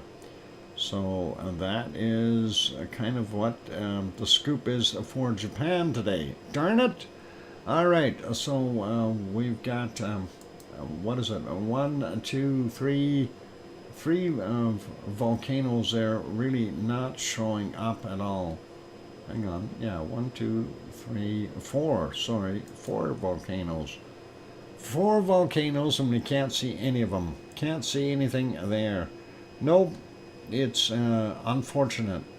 Let's go over to Yellowstone National Park, and it doesn't look very friendly there either. It looks like it's cold. They got more snow, and they had a bunch of more snow there. Banana Puss says, good night all. Peace be with you. Yeah, I know. Bits of green. Yeah. Green bits are always nice, Banana Puss. Yeah. Anyway, that's all cool. And yeah, I don't know what else we want to throw in here in the meantime.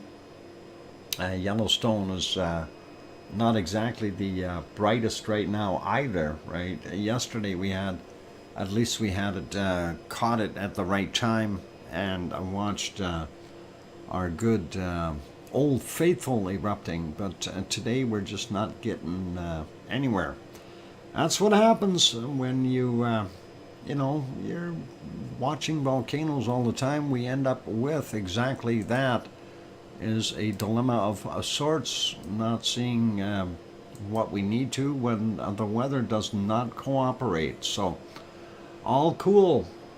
And I think I will leave it there for right now. After I'm going to go for a break, we will take a look at some earthquakes around the world.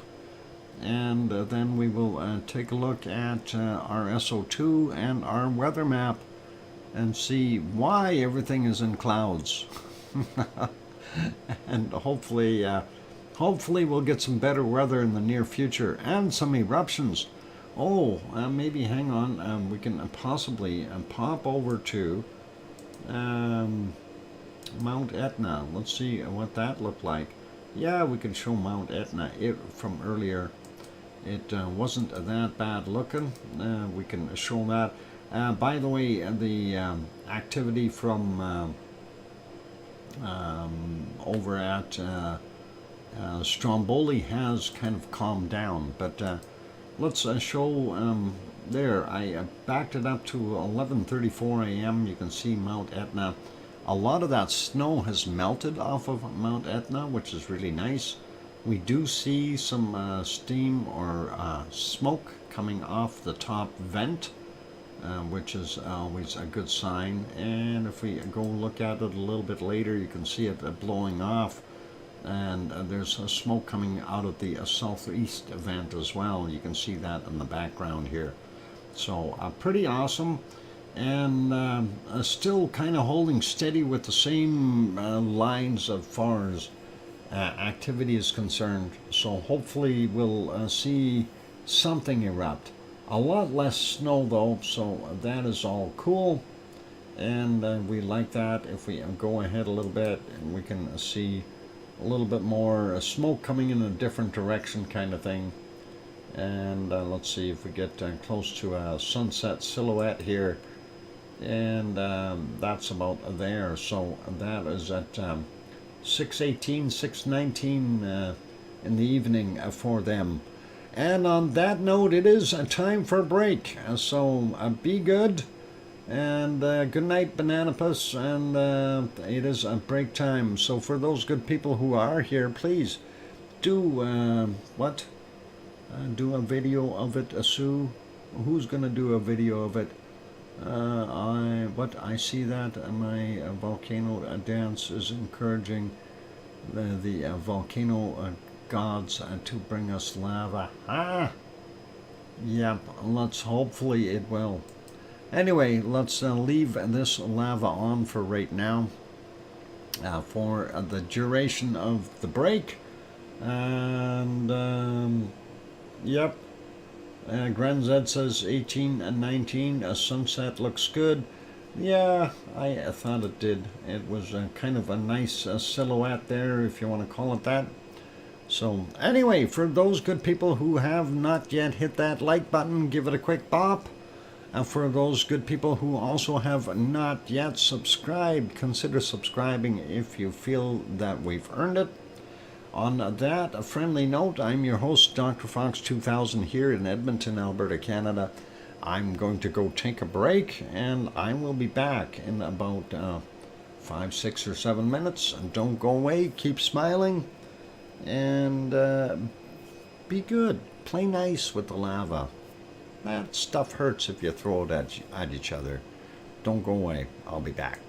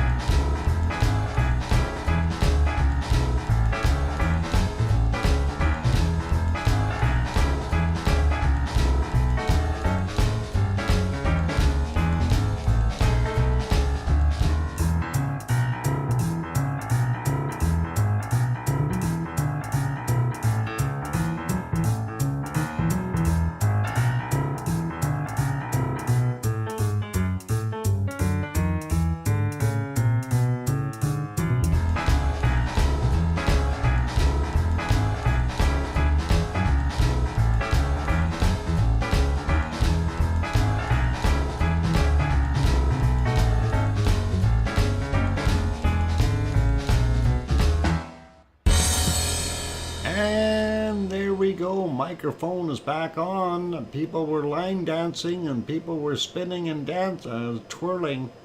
Holy Batman. Thank you for the welcome backs from Sue and John and Albergirl and Kevin and Mary and Cananaska's country. Thank you very kindly, you guys. And before we get on to our earthquakes, we are going to do our volcano report. Right, Sue? Thanks, Paul. And otherwise, I'm going to get heck from Sue. Anyway, let's get at it. So for Friday night, we had updates on these guys. Activity from 6 volcanoes, and of course Popocatepetl, of course, continued with volcanic ash emissions continued to 22,000 feet, 6,700 meters reported at 1730, and significant volcanic ash emissions to 23,000 feet, or 7,000 meters reported at 2330. Villarrica, and we already looked at that report from 1732, so that's all good. And Shivolish, Kamchatka Peninsula in Russia, and that was eruption to 22,000 feet, or 6,700 meters, reported at 2,100 time-wise. Stromboli, Aeolian Island, Italy. A new lava overflowed the North Crater and started to emerge on the Sierra del Fuoco last night, reported at 2,100. And we know there was a lot of lava. We've seen some of it. Sabancaya in Peru, continuous ash emissions reported at 2115. Ibu on Halmahera. I'm trying to get that name down. It's tough. Halmahera Island, Indonesia. Intermittent volcanic ash emissions to 6,000 feet or 1,800 meters. Reported at 2245. Give me a second. I got something in my throat here.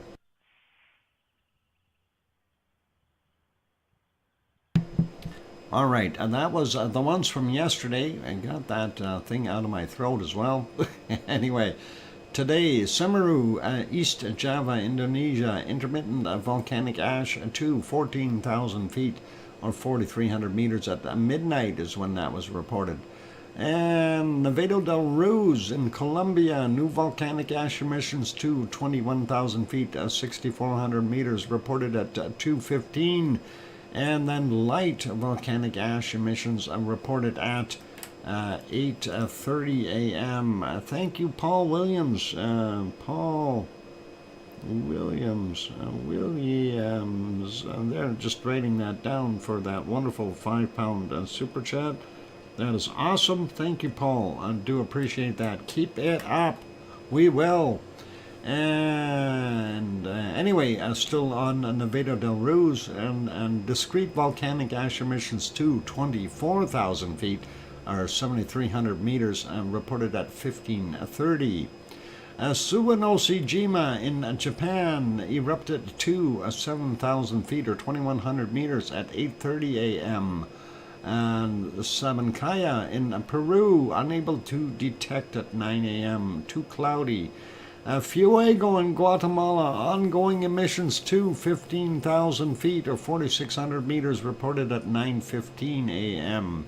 Popocatepetl in Mexico, volcanic ash emissions continue to 23,000 feet or 7,000 meters, reported at 11:30 in the morning. And Cotopaxi in Ecuador, volcanic ash emissions observed to 21,000 feet, 6,400 meters, reported at 12 noon. And Shivolish back in there again in Kamchatka Peninsula in Russia. Possible eruption observed at 20,000 feet, 6,100 meters, reported at 12:30. And then Sangay in Ecuador, to wrap things up, volcanic ash observed to 19,000 feet, 5,800 meters, reported at 12:30. And thank you, Sue, for sending me that report. That is awesome, and do appreciate that. So let's stop our lava, and we'll just pause it. There we go. I like stopping that. Volcano in mid-tracks. Let's get over to our earthquake map, and we'll have a look around and see if what's shaken.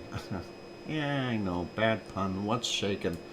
And here we are at what the heck is this island called?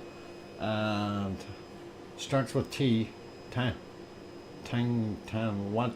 something or other.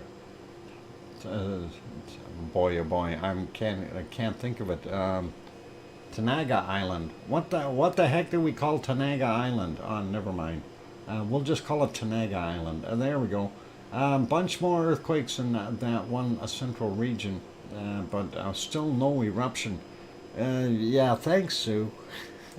I knew it was called Tanaga Island. I just wouldn't come out for some reason. Anyway, there we go. We'll get over here to Aniakchak, which I can't remember either, but Aniakchak is having less quakes all the time. Not sure what's going on. Most of it migrated over to the northeastern side from the southwest, so kind of odd to see that, but that's okay. And then we take a look over here at the Trident volcano, and we're seeing a lot less activity. We now see more popping over into the other area. Not sure what volcano that is, but this is supposed to be a Trident over here, so interesting to see that, and we'll keep an eye on things there. Sliding down, not seeing a heck of a lot of anything else. We do see this quake here, 3.1, and that is what they call near Petrolia, but it's not really. Anyway, that is our zone where we've been getting a lot of quakes lately, Eureka, and the other one over here, Ferndale area, right over there. So very close.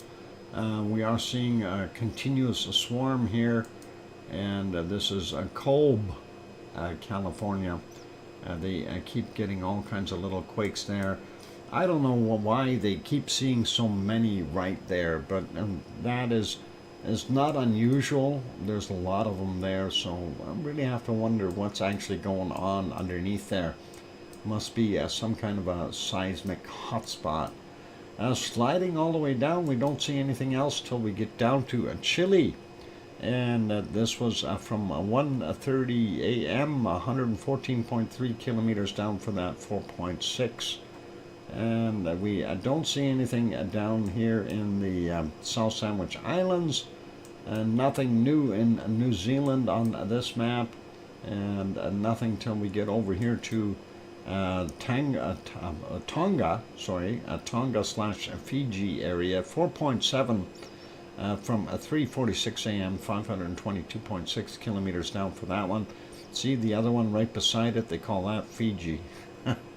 Yeah, one is in Tonga, the other one is in Fiji. 4.4 in Fiji at 1641, and that was 479.8 kilometers down for that guy.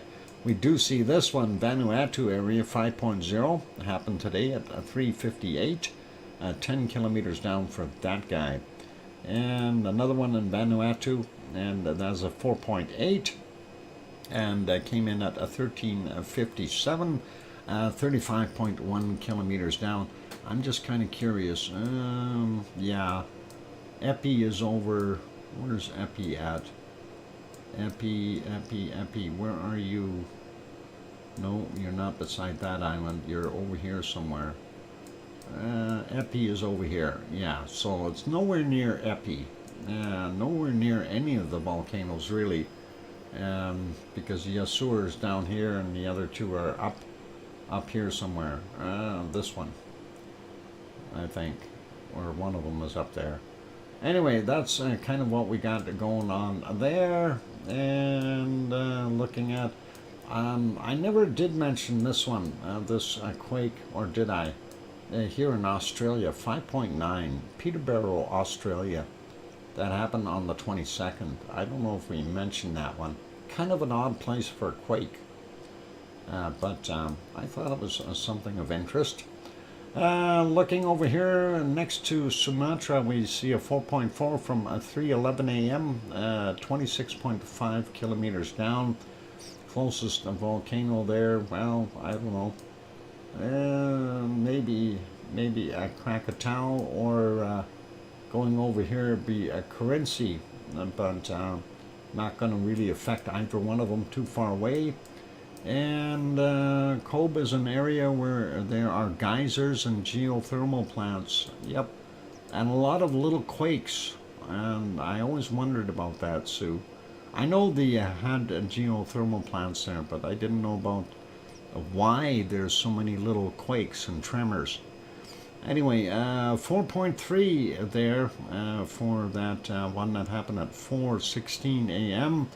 in the southern portions of the Philippines, and 187.2 kilometers down for that guy. And up on the northern areas of the Philippines, we do see this quake as a 4.5, and 15:35 was the time on that, 10.4 kilometers down. And going up, we don't see anything else from Japan or Kamchatka Peninsula. We do have this one here, and that's in Myanmar, 4.3 from 6:03 a.m., 10 kilometers down. Don't see anything in Nepal, nothing in Tajikistan, and those areas. We do see this one here in Iran, 4.8 from 1313, 10 kilometers down. And of course that is on the Arabian microplate. And then we get over here into Turkey. They had two showing up, 4.4 from yesterday at 2239, 10 kilometers down. And this one from today, 33 minutes after midnight, 4.3. So that is still ongoing there. This map is still not showing the earthquake from Crete, and I'm very disappointed about that, because that is a 4.0 that should have shown up there. Switching to the other map real quick, and there it is, and that is the 4.0 from 2056 that Piggy did report. She got the report on it, but she did not feel that one, even though she is not that far away. That's the quake. That's Piggy's house over here on Kos. So not that far distant. And that's what we had there. Let's go over to our Canary Islands, see if there's anything new shaking there. That's going to reload for some reason. And let's see, we got these two earlier. We know about them, and we've seen those yesterday. What's this other one? 2.5 from 1103, and that is doesn't have a depth indicated on it, so must be a surface quake. I'm not going to worry about him. And let's take a look at La Palma, see if they had anything new today. Nope, nothing, and we don't see a darn thing. So they're off the hook, and that's all good. Let's go and take a quick peek at our SO2 map. We'll carry on with this. Thank you for the 5-minute warning, Tom. Going to refresh this SO2 map, and there we go. Having a quick look again. Oh, hang on, what happened? I didn't switch. There we go. That's better. Kamchatka Peninsula, everything that's coming off of it is twirling back up onto Russia and must be a rainstorm or something there washing it out of the air. Most of what we see is coming for North America is coming from Alaska this time around. We do see some clear areas up here in a portion of the Yukon and Northwest Territories. Most of southern British Columbia is fairly clear. The northwest area, though, definitely seeing some SO2. And portions of Alberta is okay, a little bit in Saskatchewan that's not covered with too much, and most of Manitoba looks pretty heavy. And getting into Ontario, we see a fairly clear skies there, and the rest of Canada looking pretty good as well, including out in Nova Scotia and New Brunswick, Newfoundland, Labrador, those areas all good. And sliding down, looking at the western United States, again, they are getting some of that stuff coming down from Alaska, and that's blowing in here the southern portions of Oregon and into California, and then kind of getting redistributed a little bit. But for the most part, SO2 levels are a lot lower today for most of the United States. A good chunk of Mexico has got none, and then we get down to Mexico City, and of course Popocatepetl doing its thing and dumping all that material out, going over the Gulf of Mexico, heading all the way out into the Atlantic Ocean.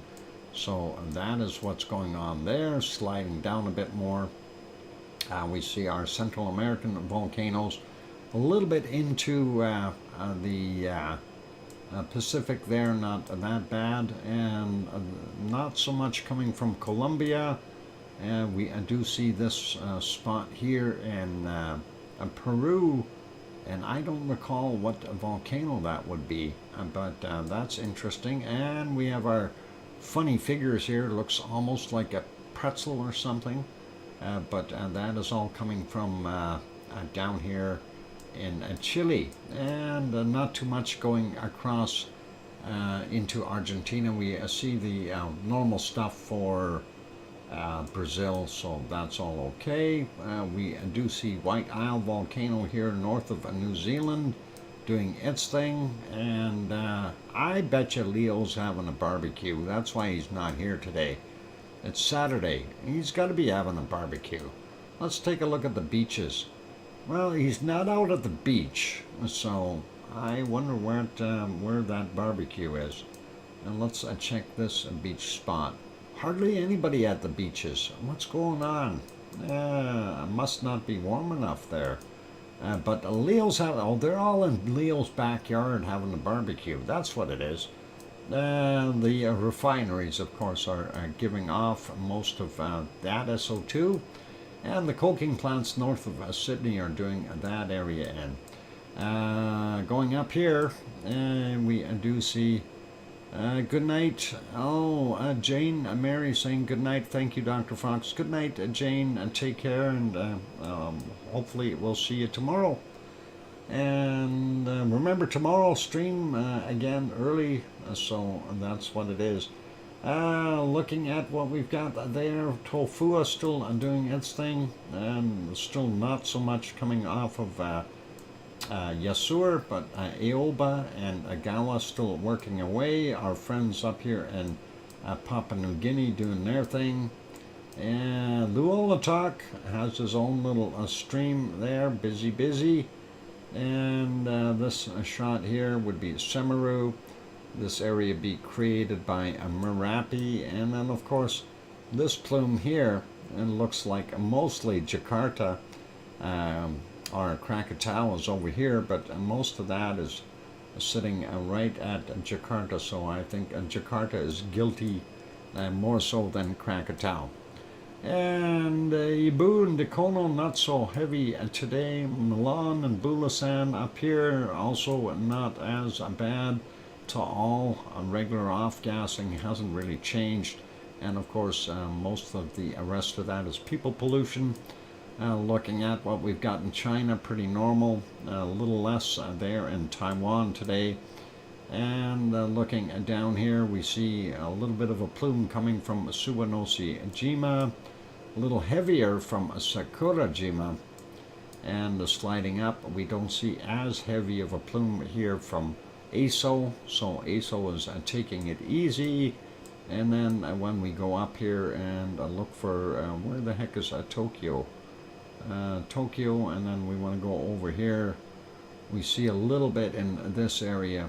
It's hard to actually see, but that is coming from Asama volcano, Asama-san. And yeah, Kamchatka Peninsula, very light today, all things considered.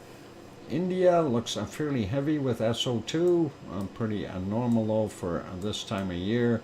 And we see the stuff going down from South Africa, and here from Goma 1 and 2. Don't make me remember these. What is it? Near Ganga. Near Ganga is one of them, and what is the other one? Nair, I can't remember the other one. Near Ganga. I just call them Goma 1 and 2 because they're close to Goma. It's Nyamuragira. Nyamuragira. Okay, thank you, Asu. I'm not ever going to remember that name. Oh, it took me 2 years to get Eyjafjallajökull correct, so let's not push it, eh? Anyway, a little bit coming from Urta Ale, and of course we see the oil refineries in Saudi Arabia, Kuwait, and of course Iran and Iraq, and both. Yeah, I know most of you still can't say Eyjafjallajökull, so I'm proud of myself for getting it.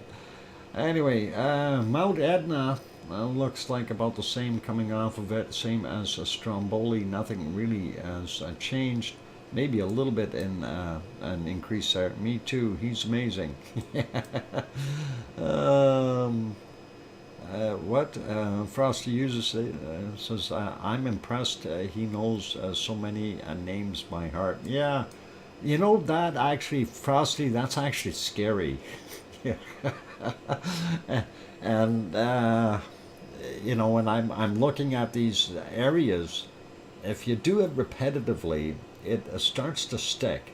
And I mean, geography in general is pretty tough to try to remember what country is where and stuff like that.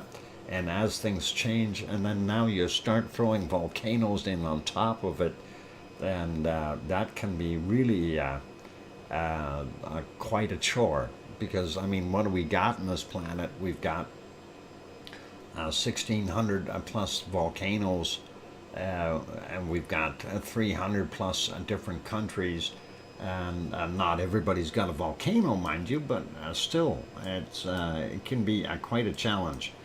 Anyway, let's leave it there, and I'm going to. I bet he's got a list to refer to. John Raper, no, I don't. And I'll be very honest with you, most of everything I do, I wing it. I don't like scripts. I don't like following scripts. Scripts are hard for me.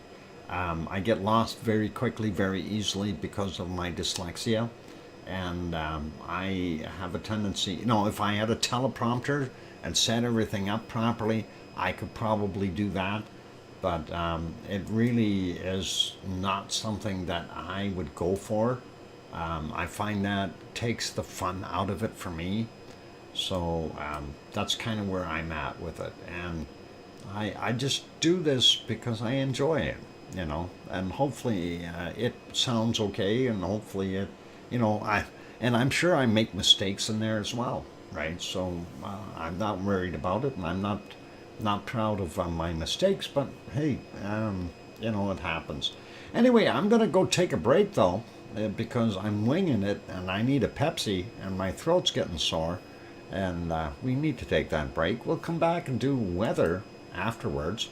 And there we go. That's why we're here. You've grown a lot, DrFox2000. Thanks, Frosty.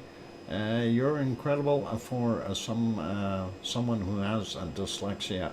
Yeah, Albert,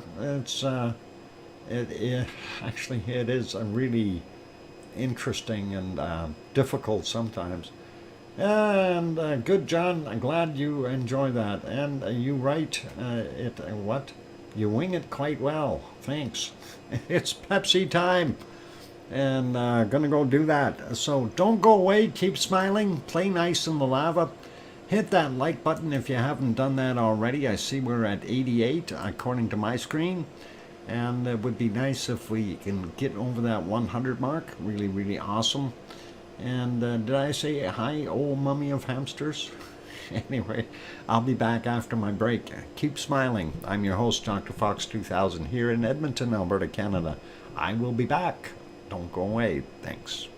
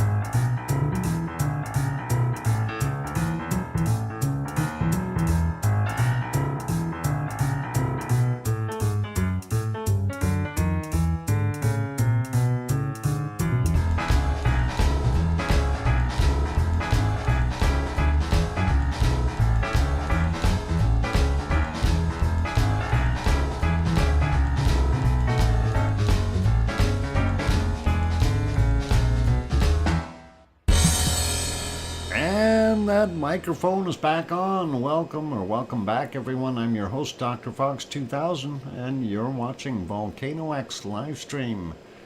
Thanks for the welcome backs from Sue and John and Albergirl in Cananaska's country, and Brian.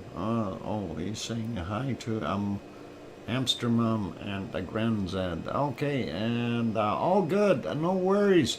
Let's carry on with what we're doing, and we are going to the weather map since we've looked at everything else. Thanks, Kevin Haynes. And there we go. Weather, whether we like it or not. Thank you, Frosty username, saying welcome back, everyone.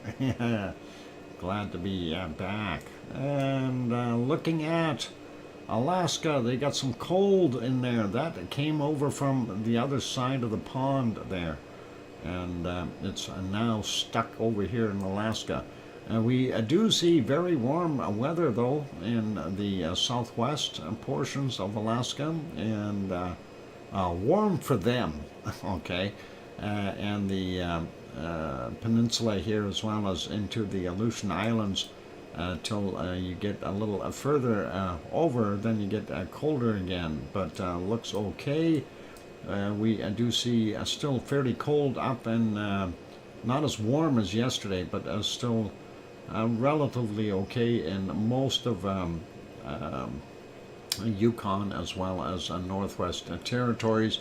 Eastern side of Northwest Territories getting some of that cold from Nunavut. And looking at British Columbia up north, not too bad for the most part. We do see some of the temperatures up to 6 degrees all the way up, and on top here 8 degrees in some spots. Wow, that's kind of an oddity. 8-9 degrees up here. That's incredible for them. Not bad though. I'm not going to complain. 6 in Vancouver. And Bob's place over there on the rock, about, he's out fishing or something. 6, 7, or 8 over on the big rock. And looking at Edmonton, coming in at about 2 degrees right now. And Calgary is about 3 degrees right now. Lethbridge down here about 5 degrees, and that's always nice. And Lethbridge is windy though. And then you get to Swift Current for Cananaska's country, showing -3. Sliding over a little bit more. If we zoom back out, we can see that cold up in northern Saskatchewan and Manitoba, bleeding in from up north. And hopefully that'll go away. Winnipeg coming in at about -4, -5. Judy M's place about the same. Looks like Ontario around the Great Lakes a lot warmer, and especially Lake Superior over here. And they do have a low sitting in here. That is what brought all that snow for Henry. Hopefully Henry isn't buried too much in too much snow. Anyway, Toronto 7 degrees, London 3, Detroit 2. Chicago coming in at about 4. Tom and Pepper are enjoying it. And then we got about 2 or 3 degrees over here. And then you can see where things will warm up real quick as you go over into the warm belt. So that'll be melting all Henry's snow pretty quick. And seeing the warmth also come up from the south, and that is really nice as well. Looking at Montreal, 0, Montreal, 0 degrees, Quebec, -1, -1, and it looks like over here, Cole Harbor looks like about 2 degrees, 1, 2 over there, about 0 or 1 there in Halifax, and looks like most of New Brunswick, not bad, 2, 3 degrees below 0, nothing to worry about. Coldest point there in Newfoundland, about -4. Avalon Peninsula sitting at about 0. They got this big double whammy of a low here with 2 eyes in it, so pretty cool. And Labrador up in the top end, -6 and 7. Bottom end, -1 and 2. So that's not bad. Even Quebec top end is starting to warm up, only a -14, 15 up in the top there. So a lot better than what they had yesterday. Portland coming in at about 6 degrees, sliding down. Looks like 13 in San Jose, Sacramento at 15, and that is a little bit warmer. Los Angeles about 17 or 18 degrees Celsius, not bad. And Death Valley going to be the death of you at 21 degrees. Depends on where you stand in Death Valley, I guess. Out there, 19. We'll make it match. That's awesome. Thank you, Sue. And 15 in Las Vegas. Looking at Mexicali, 22 degrees. Beautiful weather. And 21 there in Phoenix, Arizona. Beautiful. Prescott a little bit cooler at 6 and 7. And that is not so good. And we see 19 down below there in Tucson, Albuquerque at about 9. You can see where that cold front is kind of zipping up and down here. And look at this hot red stuff, and that is 30, 31 degrees down on the bottom end of Texas. Awesome. 28, 29 in San Antonio, and getting in 29 at Houston, 27 in Austin, and Dallas coming in at 23 degrees. New Orleans going to be a whopping 29 as well. Oh, I forgot, I was going to do Oklahoma City, 19 degrees. That's not bad. Little Rock, Arkansas, 19, 20 as well. Beautiful temperatures for those guys. We see even the stuff here in Alabama is warmed up. Montgomery coming in at 30 degrees. Columbus coming in at 29. Atlanta is at 27. Beautiful temperatures. Miami, 25, but you go up in the interiors here, we see 31, 32 degrees. Orlando at 32 right now. Wow. And Jacksonville, 28. We got Atlanta already. Charlotte, North Carolina coming in at 23, and about 22 there for Grandma B, and that is not bad. Virginia Beach at about 19, 20 degrees, and then you can see where that cold cuts off, or the warm cuts off and gets into the cold. And Philadelphia at 9, New York 7, Boston at 4. So kind of neat to see that, and we see that cold is no longer able to get down there. It's too much hot stuff. Mazatlan coming in at 24, 25 degrees, and looks like about 24 degrees or so there in Mexico City, 27, 28 in our wonderful Acapulco. And some of the interior temperatures, I see a 38 in there, 39 degrees. So that is getting up there, and that is awesome. Even 38 over here. Once we get onto the Yucatan Peninsula, some good temperatures for them. A little too hot, actually, when you get right down to it. Cancun, 27. So nice, and more heat for them. Love it. And that is good there too.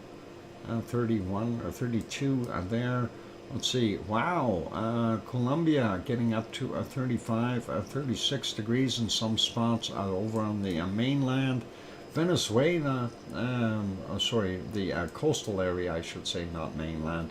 The interior getting anywhere from 34 and down to about 26, 25. Venezuela, though, cooking as well. 34, 35 in some spots. Some awesome temperatures. Even over here near Boa Vista, we are seeing 31 degrees there. And looks like a very nice temperatures in most of Brazil. Looks like a little bit cooler than those areas there in Bolivia, Chile, Peru, not bad at all. Coastline, of course, beautiful temperatures. Paraguay holding some decent temps as well. And we go down into Argentina. We do see some spots up to about 31 degrees, but not as warm as it could be. Buenos Aires are coming in at 23. We see Paysandú about 23 as well. Rio de Janeiro coming in at about 24 right now. Sao Paulo 23. And again, we see that colder stuff coming in. This high, I don't know if it's actually beneficial or is it drawing up some of that cold air. Maybe this one here is helping circulate that cold. But anyway, let's go over to New Zealand and see what we've got cooking there. And looks like the western side, again, very cool in comparison to, we are seeing single digits in some areas along that coast. Compared to the east side, they are about half of that. Christchurch at 16, northern portions of the South Island getting up to 19, 20, 21. Wellington sitting at a nice, comfortable 19 degrees. And we get some 21s, 22s up in the other areas to the east.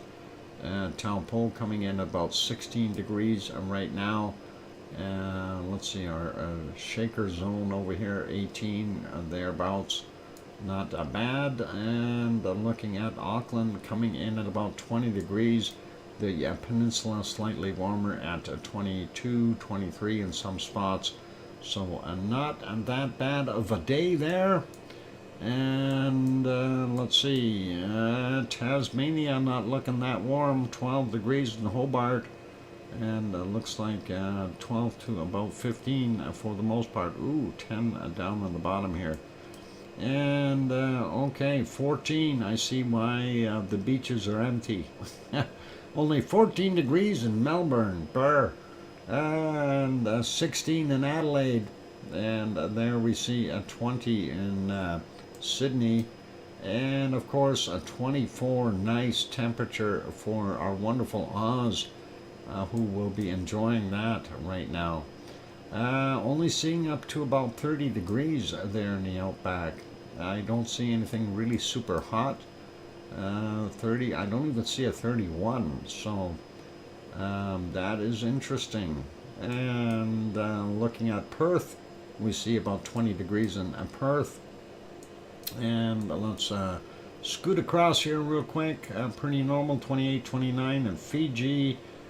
27 to about 25 to 27, I guess, for New Caledonia. Vanuatu holding 27 to 28. Looks like Papua New Guinea, pretty good temperatures throughout most of those places, with the exception of the highlands. A little bit cooler today for them by the looks of things. And the same thing for eastern Indonesia. And even over here on Java, not quite as warm, only hitting about 25 as the higher places. Looks like Bali, though, seems to be up a little bit more at some places up to 27. So pretty cool, or pretty warm. Compared to here, it's warm. And Sumatra doing all right as far as temperatures. Pretty normal for right now. Looks like about 28 degrees in Bangkok. Thank you, Sue. And pretty normal in the rest of the Malaysian, Indonesian areas. 26, 27 degrees in Manila, and that's in the Philippines. Moving up a little bit, we see a little cooler today in Taiwan, down on the bottom here, 22. And up on the top, of course, it always seems to split a little bit in there. I don't know why, but about 19 or 13. Ooh, colder in the higher elevations, of course.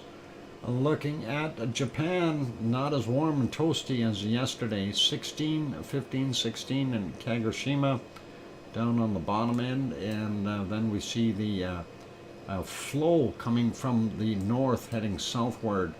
and it looks like the eastern side of the island is a little bit warmer. 11 in Tokyo. On the west side, of course, we got single digits going all the way up, and I just got messaged. And let's see, we got about 4 degrees in Sapporo.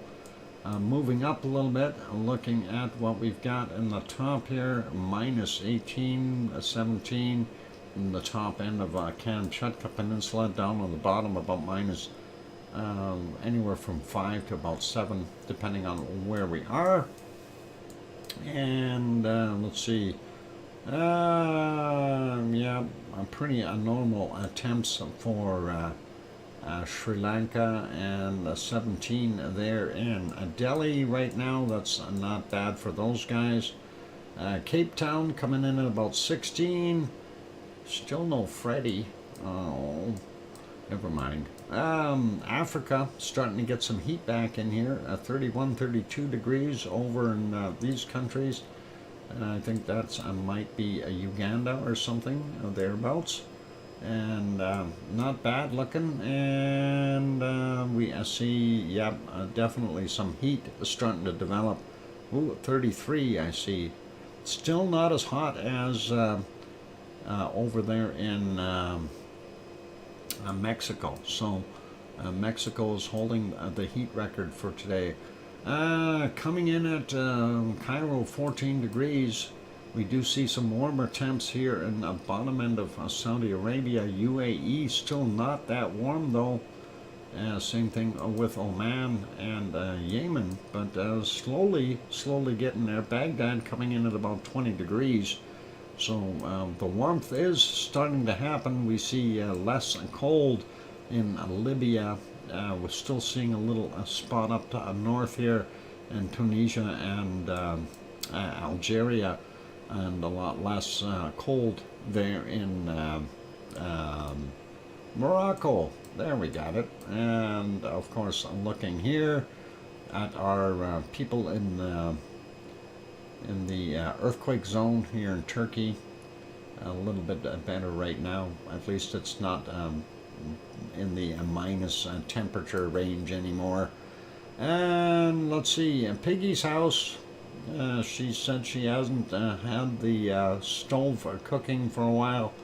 16 degrees. That is exactly what we got there as well. And Athens coming in at about 14. That's not bad. And Randenzo coming in at about 9 degrees Celsius right now. So pretty much on the money. Thank you, Sue. And we got a 15 in Naples, Rome 11, and going up to 12 in Milano. That's nice temperatures for them. We're starting to see heat in Spain. Cordoba at 18, 14 in Madrid. Aurelio's Place only 10 degrees though. Lisbon coming in at 15. That's nice. We do see some hot stuff right here. And that is just at the gate of the mountains there, so that is pretty awesome. Tanto's temperature at Nantes is 11 degrees. Paris coming in a little cooler at 9, and Munich 6. Frankfurt coming in at 7 or 8.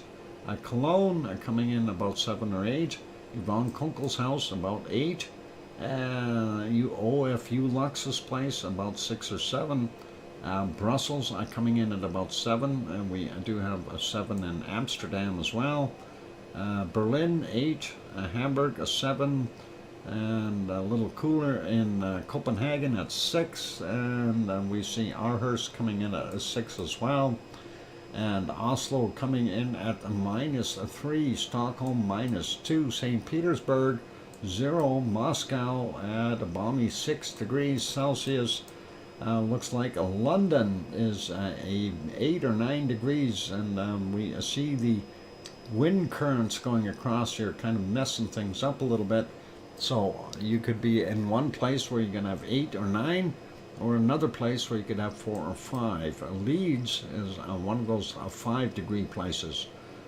Glasgow coming in at about 2, Aberdeen 3, and Dublin coming in at about 5 or 6. And then over here on the other side, near Doolin, you'll have about 8 or so degrees. Thank you, Sue.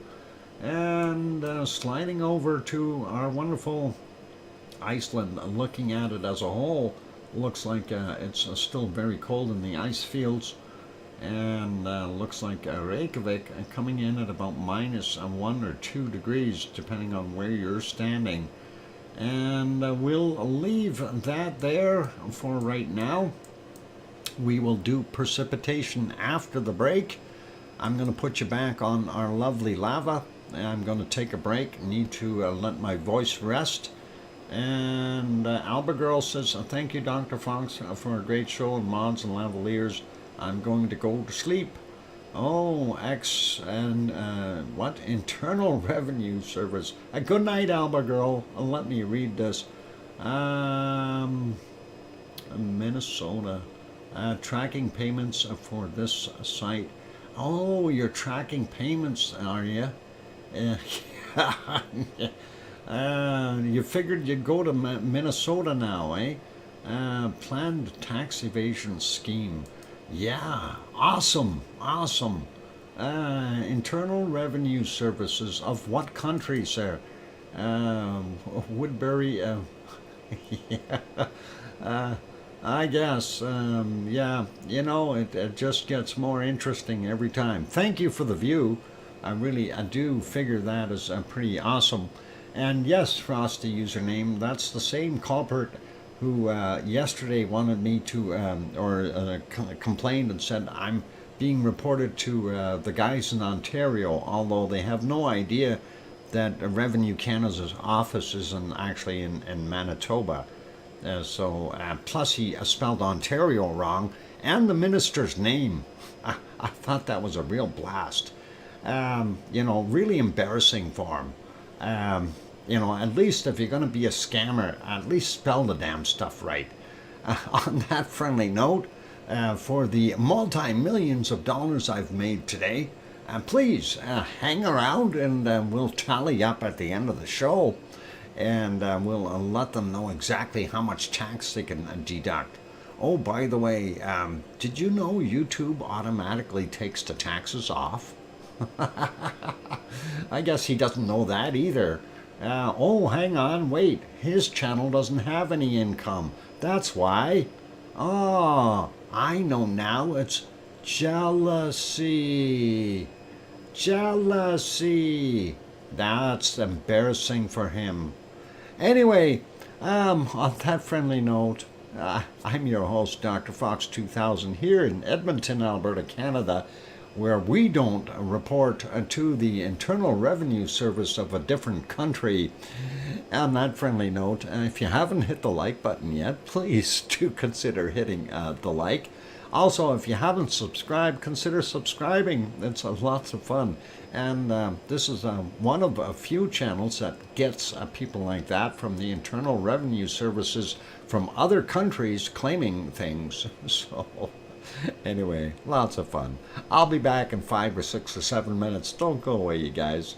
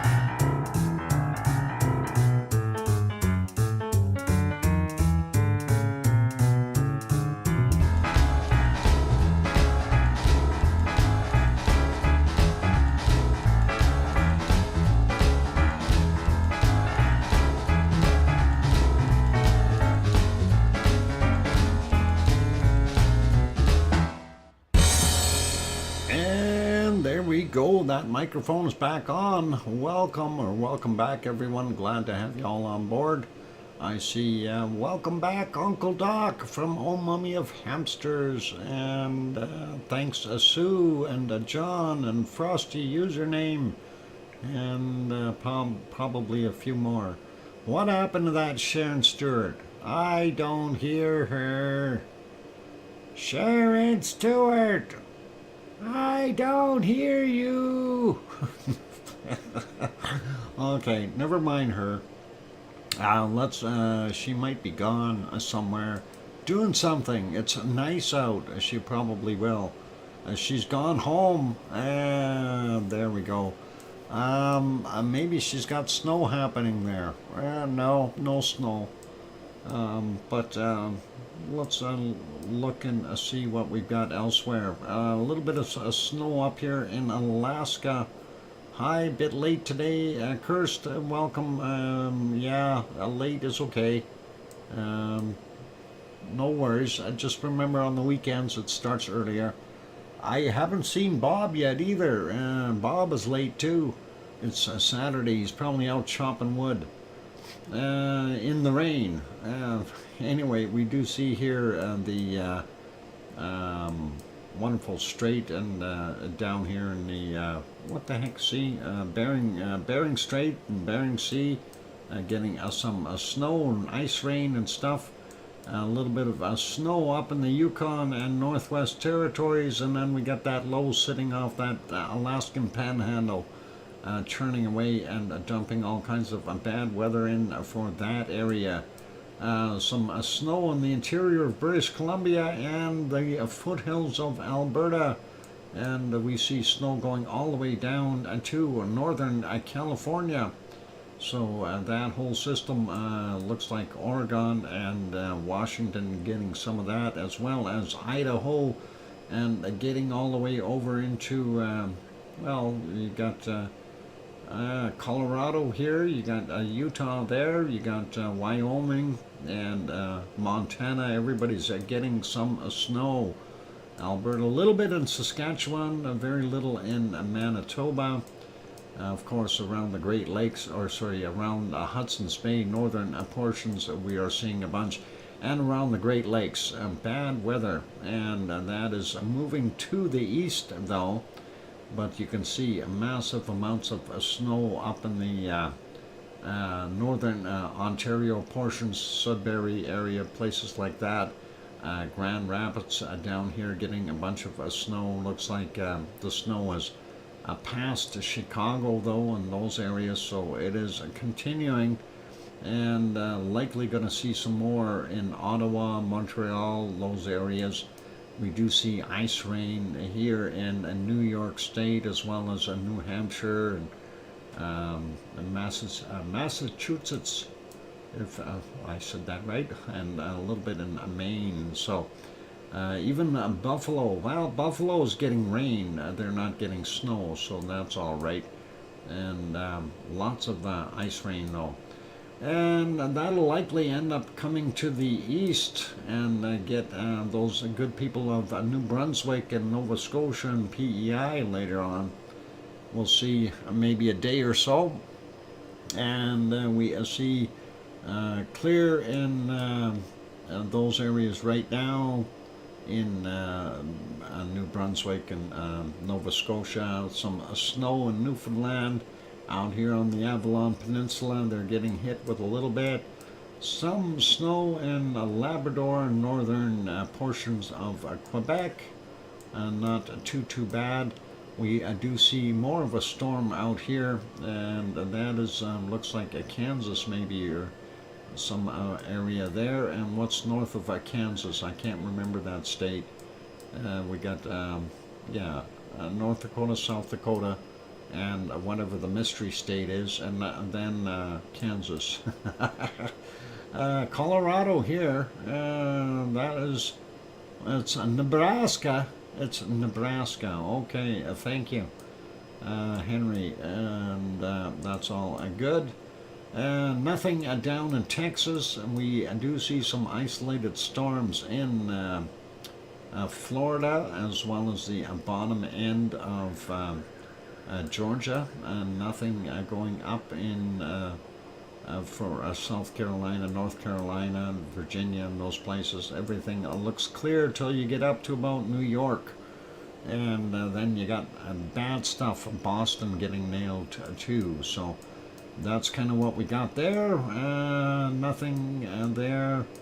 Let's see, a little tiny spot there in Arizona of snow. Mexico up in the higher elevations in the plateau, getting some rain there. A little bit in the Yucatan Peninsula, nothing too serious. Costa Rica got some rain, Panama got some rain, and then of course going into the, looks like Venezuela's the lucky ones here, but not too much. Everybody else getting some rain for the most part.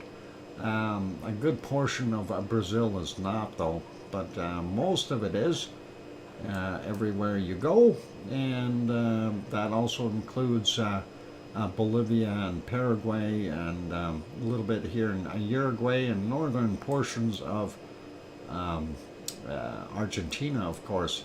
Southern portions not bad until you get along the Chilean side, and there you see Chile definitely getting a chilly rain in the fjords and stuff. As usual, sliding over to New Zealand. And boy, I thought there'd be more moisture being dropped here, but definitely got some colder weather down on the bottom end here because of that rain. But yeah, not bad for the central portions of the South Island, and then the North Island has some rain storms coming right across the middle of it. Hopefully that won't be too bad for them. Tasmania, nothing, no rain. Melbourne, no rain directly there. A little bit patchy stuff in the little to the north there, and then Adelaide seeing some rain and some probably very welcome rain out in the western portion of Australia. A little bit up near Brisbane, and looks like Sydney along the coast here might have got a little bit as well. Some in the interior, nothing serious. Going over and taking a look, a high sitting over top of the Kermadec area and possibly Tonga, so they've got better weather right now. Looks like most of that stuff has moved off of Vanuatu, still affecting New Caledonia though. A little bit of a rain in Fiji, and some rain in various spots in Papua New Guinea. But then we get over here into Indonesia and Malaysia, and pick a spot. I'm sure you'll find that there is some rain somewhere along the way. Most of it looking like coastal stuff, and the same thing with in the Philippines. Actually, Philippines doesn't look too bad, all things considered. And then here we see this nasty storm that low, and looks like Japan is getting it, and that is going all the way from in China all the way up to the near the top of Japan. So they are definitely getting some bad weather there. So Osaka area, those places, and to the west, really quite heavy rains. Hopefully everybody is okay. And then we take a look at the Kamchatka Peninsula, and they've got some more snow happening up there. And looking at India real quick, some isolated rain patches, and doesn't look like anything there in Sri Lanka. They've got a high sitting over top of them. And South Africa, Cape Town might be wet today, and some dry spots in between. But we do see here that there is quite a bit of stormy activity, including out on Madagascar.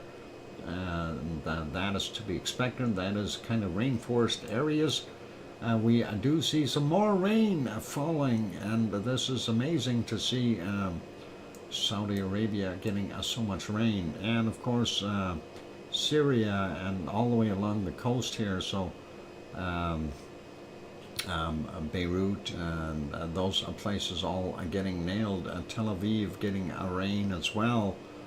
So Israel and Lebanon and of course Syria, and of course a good portion of Turkey receiving rain as well. No rain for Piggy. She's probably okay with that for right now. And no rain out there in Sicily. We do see a couple little spots along the coast for Italy, but nothing serious. And Sardinia is okay. Top end of northwest portion of Spain and Portugal are getting some rain. And then we get into France and we see where that is, that weather system blowing in, and of course the variable temperatures that we've seen in England kind of correspond to that. So Ireland, England, bottom ends are getting a lot of rain, as well as here on the outcropping from France. And isolated showers all over the place there in Germany, and looks like some in the southern end of Holland. Not too bad out here in Denmark.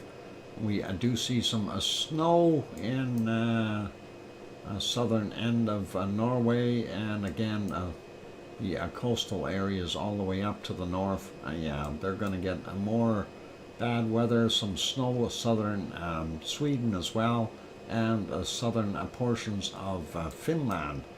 And yeah, this is okay. A little bit of snow maybe up in Scotland as well, from the looks of things. And let's go over to Iceland, see what they got happening.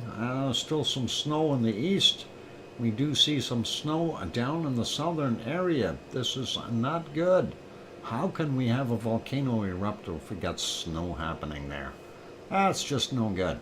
All right, let's pop back to our temperature map, and we will find the coldest places on the planet and see what we've got. So let's see what we can find out here. Oh, I see the minus 70 already down there.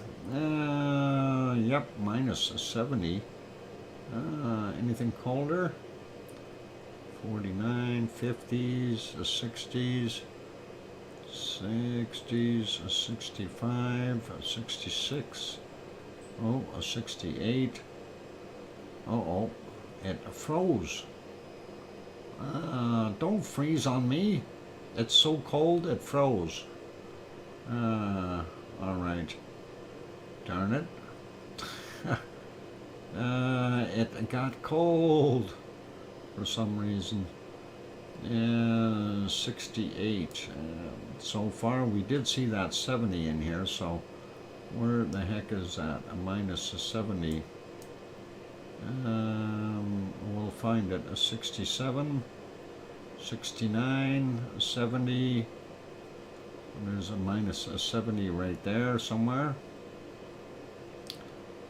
Yep, a minus 70 we got. Looking for minus 71. Yeah, there's that minus 70, but there's got to be a minus 71 in here somewhere. It's got to be hiding. 60s, 50s, 60s, 64. I see a 65 in there. 59. What about around this other high? No, not gonna find it there. 50s, 61, 62, 64. Maybe close to that high. No. 61, 64. Yeah, so far we've got a minus 70. I'm not seeing too much colder than a minus 70 right now. Yeah, somewhere in this area, around that low. How low can you go? minus 70. Where did that go? 60 something. Well, I may have to go with minus 70 as my low temp.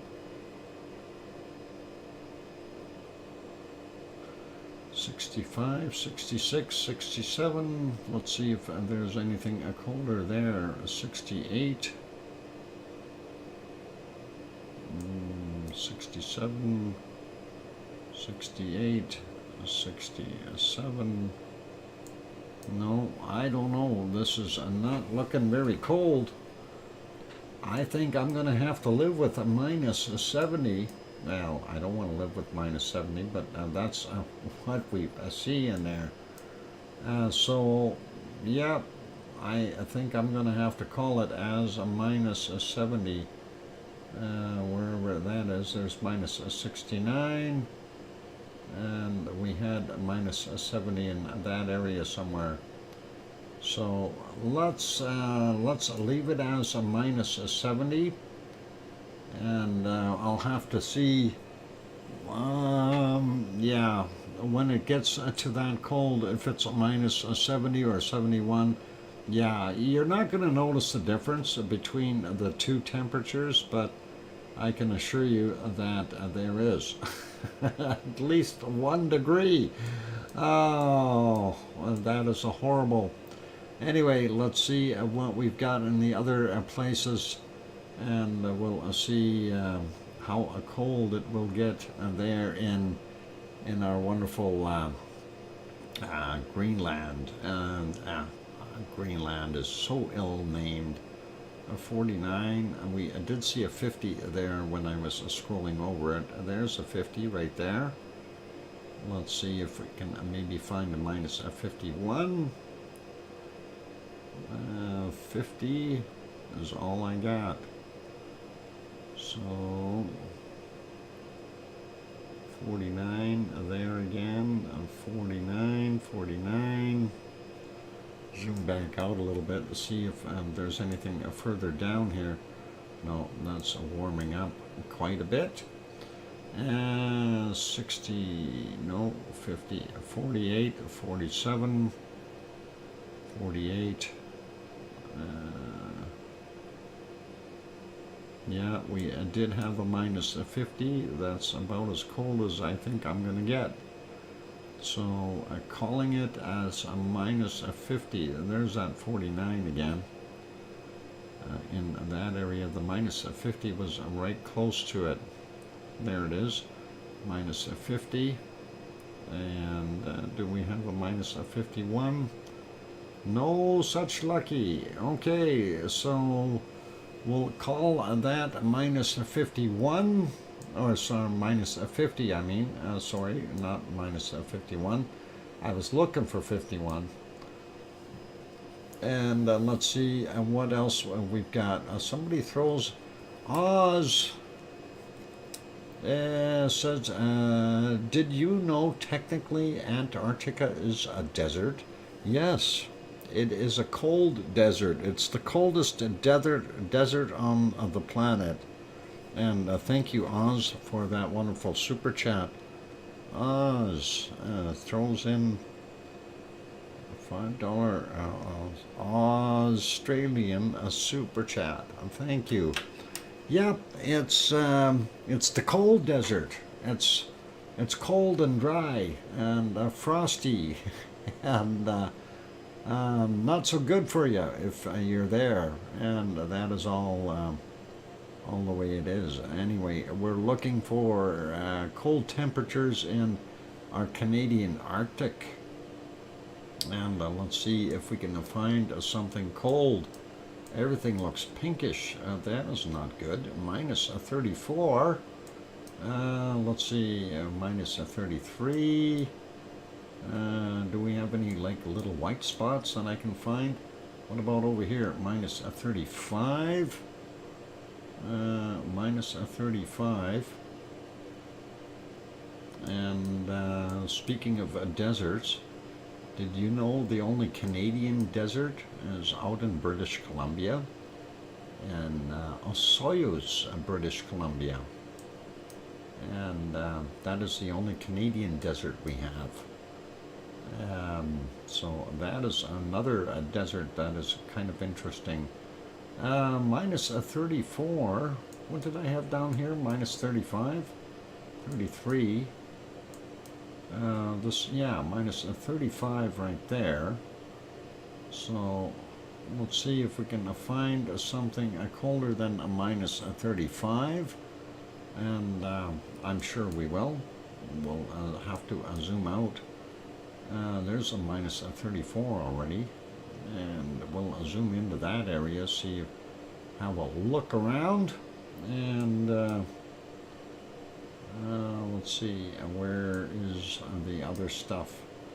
Minus 33 there, nope, 34 there, 33, 34, and let's see, a minus, I don't see anything colder. Where's the cold? What happened to all that cold? I better check up here. Oh, what about this island? It looks pinkish. Nothing in my secret spot up top there. Where am I going to find some colder temperatures? A minus 35 is not very cold.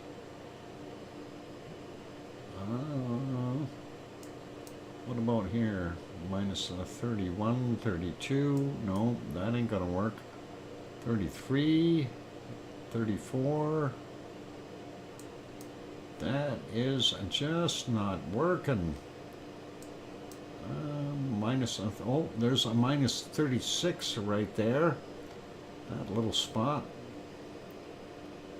So we got a minus 36. And that is good. Minus 36. Let's see if we can find something colder than minus 36. What about way up north? There's actually, I'm surprised it's warmer way up north. Minus 36. What about in here? We checked this area already. Minus 32. No. 30, 31. Gotta beat minus 36 degrees Celsius. That is incredible that it's that warm. What about this little spot? Minus 32. No, that ain't gonna do it. Yeah, I have to look at this carefully here. What about in here? Minus 34. Minus 34. That ain't gonna do it either. So we had minus 36 right in there. So I am not going to be able to get very far with that. It's minus 36 as for the cold there. I don't see anything else colder. Unless I missed something over on this side. Minus 34. What about there? There's a minus 35 right in that little spot. Minus 35. Yep. No, minus 36 is, I think, where I'm going to be at. Not good. Not good at all. Okay, let's call it at minus 36. And Sue is probably chuckling away with the amount of cold she found. She's probably found like 600 below. And let's take a look at Siberia, see if I can find something colder than minus 36 degrees. How about we found a minus 38 already. That is really good. And that's promising. 38. There's a spot. No. A minus 38 there. And we will go up and see what some of those other spots are doing. Actually, let's check in here first. sometimes these get very cold. Minus 39 I see, minus 40. All right, and we're sitting at minus 40 now. Minus 37 there, minus 38. So we got minus 40 already. I see a 41 in here. Where'd you go? Minus 41. Come on, show yourself.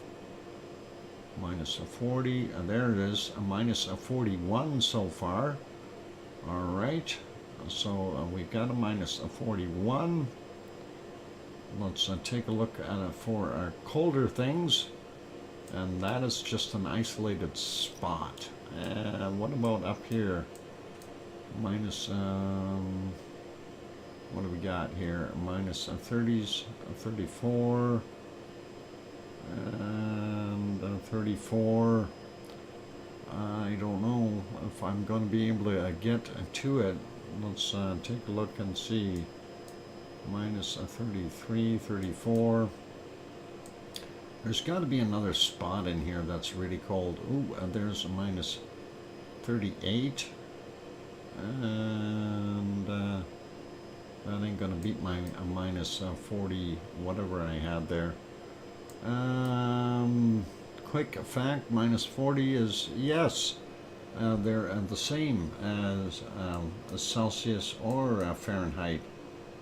Minus 41 is what we had down in the secret spot, but that is right in there. So I'm not seeing anything else. A minus 41. Darn it. Alright, so unless there's another spot in here somewhere that I've missed.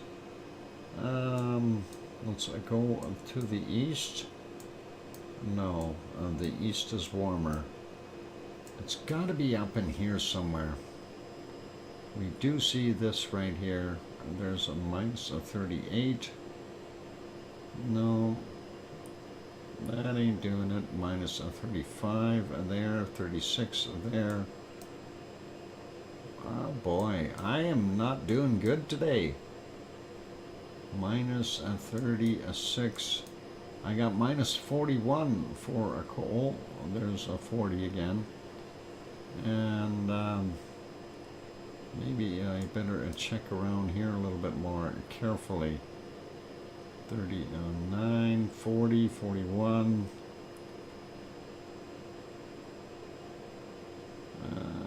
Not seeing it. Minus 41, and then over here minus 36. Not good. What have you noticed? That it is always colder than hot on the planet. It's always been that way, though, Oz. It is just the way it is. Our planet is like that. It's interesting, though. It holds its temperature, though. And sometimes what happens is our planet will get considerably colder. I didn't check up here, did I? Minus 32. No, that ain't gonna do it. Minus 35. No, minus 32. What about in here? Minus 32. Just think about how cold it was when the ice ages were here. The global temperature would have been down by at least 10 degrees less than what we've got now during the ice age stuff, which is a big difference when you look at what our temps are now. And in a way, it's nice that it's increasing, but it doesn't do us much good. All right, I am only seeing minus 41 degrees as the coldest part or place there, and it's warmed up. So I blame global warming for it. Oz, yeah, global warming. And global warming is a natural cycle that happens. You understand if you got glaciers melting, and yes, mankind may have helped a little by accelerating it slightly, but our planet goes through cycles anyway, and every 100,000 or 110,000 years it goes back into the deep freeze and becomes glaciated. And this is all to do with the Milankovitch cycles, precession throughout the orbit, and so on. So these are things that have not changed over billions of years. That is the way the planet works. So that is something to consider. So when we take a look at the short term, saying, yeah, it's getting harder. Yeah, of course.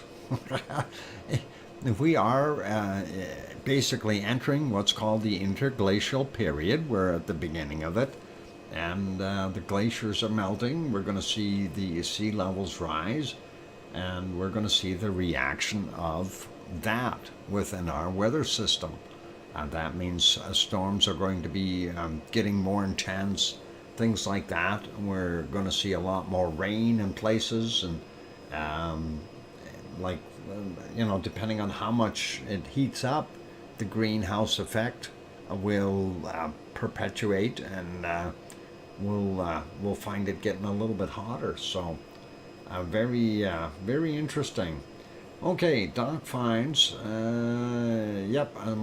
minus 70 in Antarctica, minus 50 in Greenland, minus 36 in Siberia, and school coldest. She found minus 71. We matched in Greenland, and she beat me by, so I got a 2-degree beating already. Oh my God, I'm getting like a 6-degree beating here. Oh, that's gonna hurt. Sue, you've beat me by 6 degrees. Oh, I feel beat up completely. That's awesome, Sue, and congratulations. And hopefully it will be better tomorrow. That is very, very cool. Yeah. So yeah, it's been a heck of a thing. 100 like. Oh, you're like number 100. I see 99 likes on mine, but maybe somebody else hasn't hit theirs yet, or maybe mine didn't click through. Thor, and welcome, and thank you for doing that. Thanks. I'll do the airdrop, and thank you, Sue. I appreciate that, and thanks for what you do, and it is all welcome. And tell me where you found that minus 47, or what was it? Minus 45. Oh, I'm curious. Some floating iceberg maybe up in the waters here. No, I'm just kidding. Oh, it's okay. We'll leave it be. I don't want to get that cold anyway. We'll go back over to the lovely lava, and we'll let that play. Thank you, everyone, for being here today, and I really do appreciate each and every one of you. And I was around 10, Thor. There you go. So, yeah, global warming is always an interesting subject for those who need to know. And worms hands up by the lava, you bet. That is the best thing to do. And of course, everyone, getting back to the global warming, they say, well, take a look at how much carbon we dump into the air and stuff like that. But you take 2 or 3 fairly good volcanic eruptions and see how much they can mess things up. And what I missed my referees today. Yeah, I know they're not there today. Neither Bob or Sharon, but that's okay. Well done, though, Sue. Thank you. Yeah, so, getting back to the global warming thing, because our planet does go through those cycles, sometimes people don't quite understand that. They get all huffy and upset because, gee, man is dumping in CO2 into the atmosphere. Well, if you get one super volcano going, guess what happens? Well, one of the super volcanoes goes off, we've got winter for the next 2 or 3 or 4 years. But I made it happen using two devices. Ooh, awesome, Sue. That is awesome. So yeah, consider that. What man is putting in versus what Mother Nature has put in the past. And seriously, Mother Nature has done some damage. CO2 makes the planet grow. Yeah, well, the CO2 is to a degree and makes the planet grow, but we also see, some definite deficits from the CO2 getting in there. And some of the things that, if you think about some of the larger volcanic eruptions that have happened in the past, and we've got documented evidence of, one single volcano, and we'll take a look or we'll call Krakatoa as an example. What did it do? It basically created 2 or 3 years of very poor summers for the planet. It cooled the planet by quite a bit. And it basically put a dampener on the Greek culture and kind of removed the Roman Empire's dominance upon the world. So it's one of those things, you gotta ponder these things.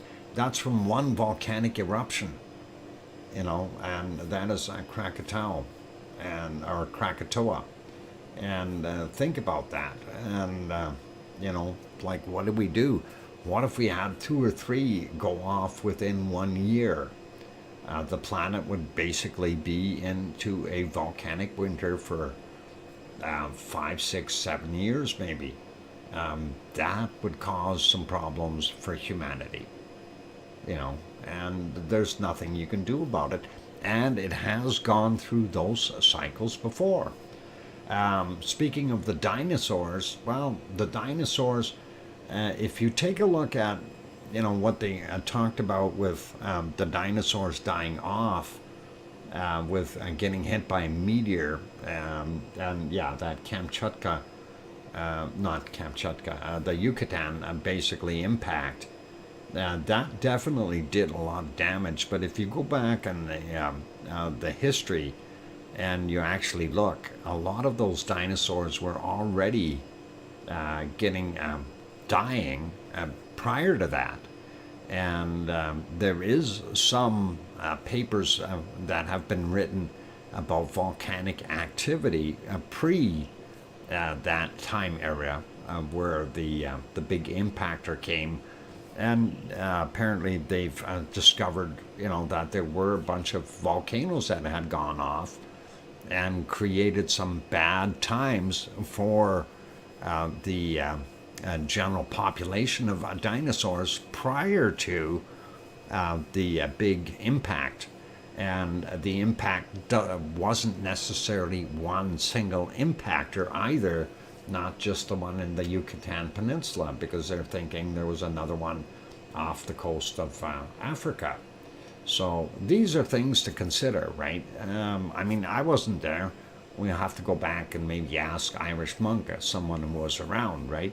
But it's one of those things. Anyway, you guys, let me wrap it up. The large animals suffer first. Yep.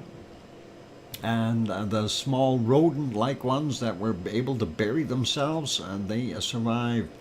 Don't the trees and plants filter out our air? Yes.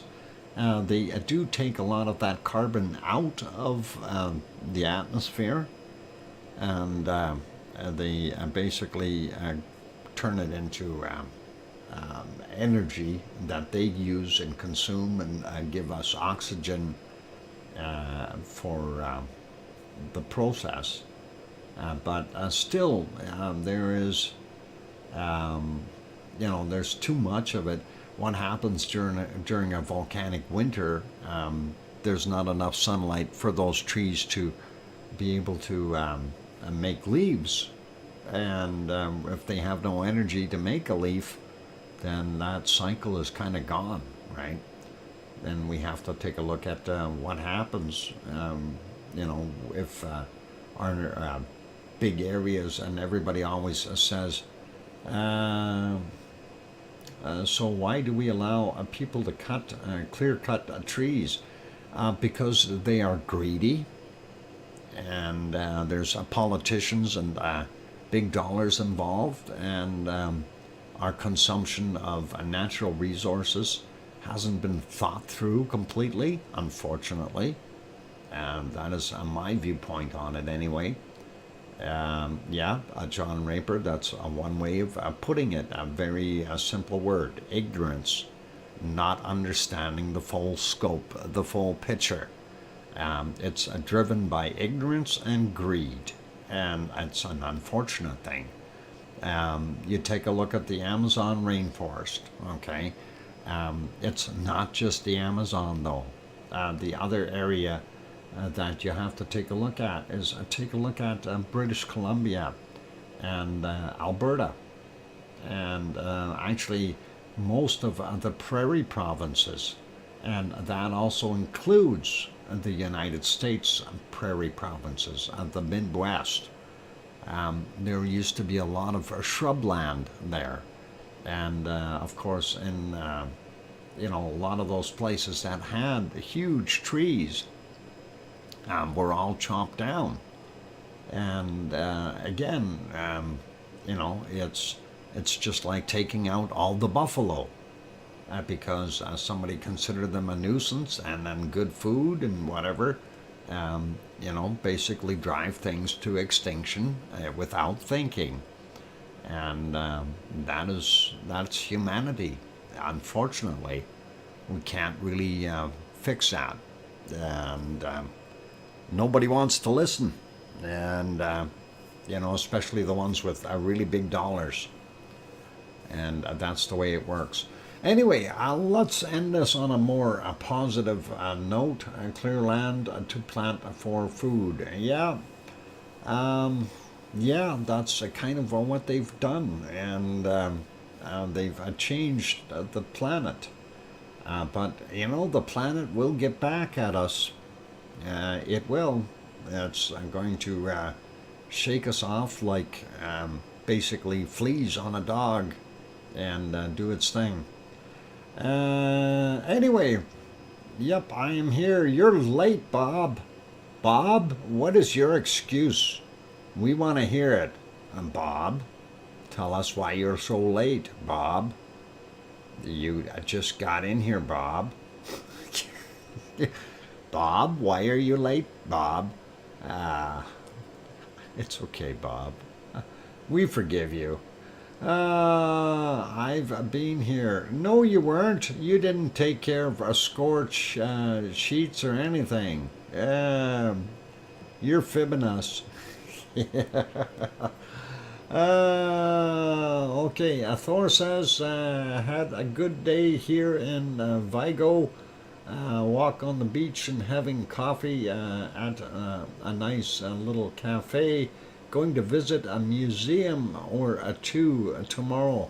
Awesome, Thor. I'm glad that you can do that and enjoy your time down there. And that is it. It's time to wrap up the stream for today. So keep smiling, everyone. Remember, our stream is on early tomorrow. And let's see if I got that in here. VolcanoX, if I did that right. I think. or is it just VolcanoX? I can't remember what I put in there. My memory's going, but there we go. We'll just do it that way. VolcanoX. I think one of the two will work. Anyway, that's it for today, you guys. So thank you everyone for being here.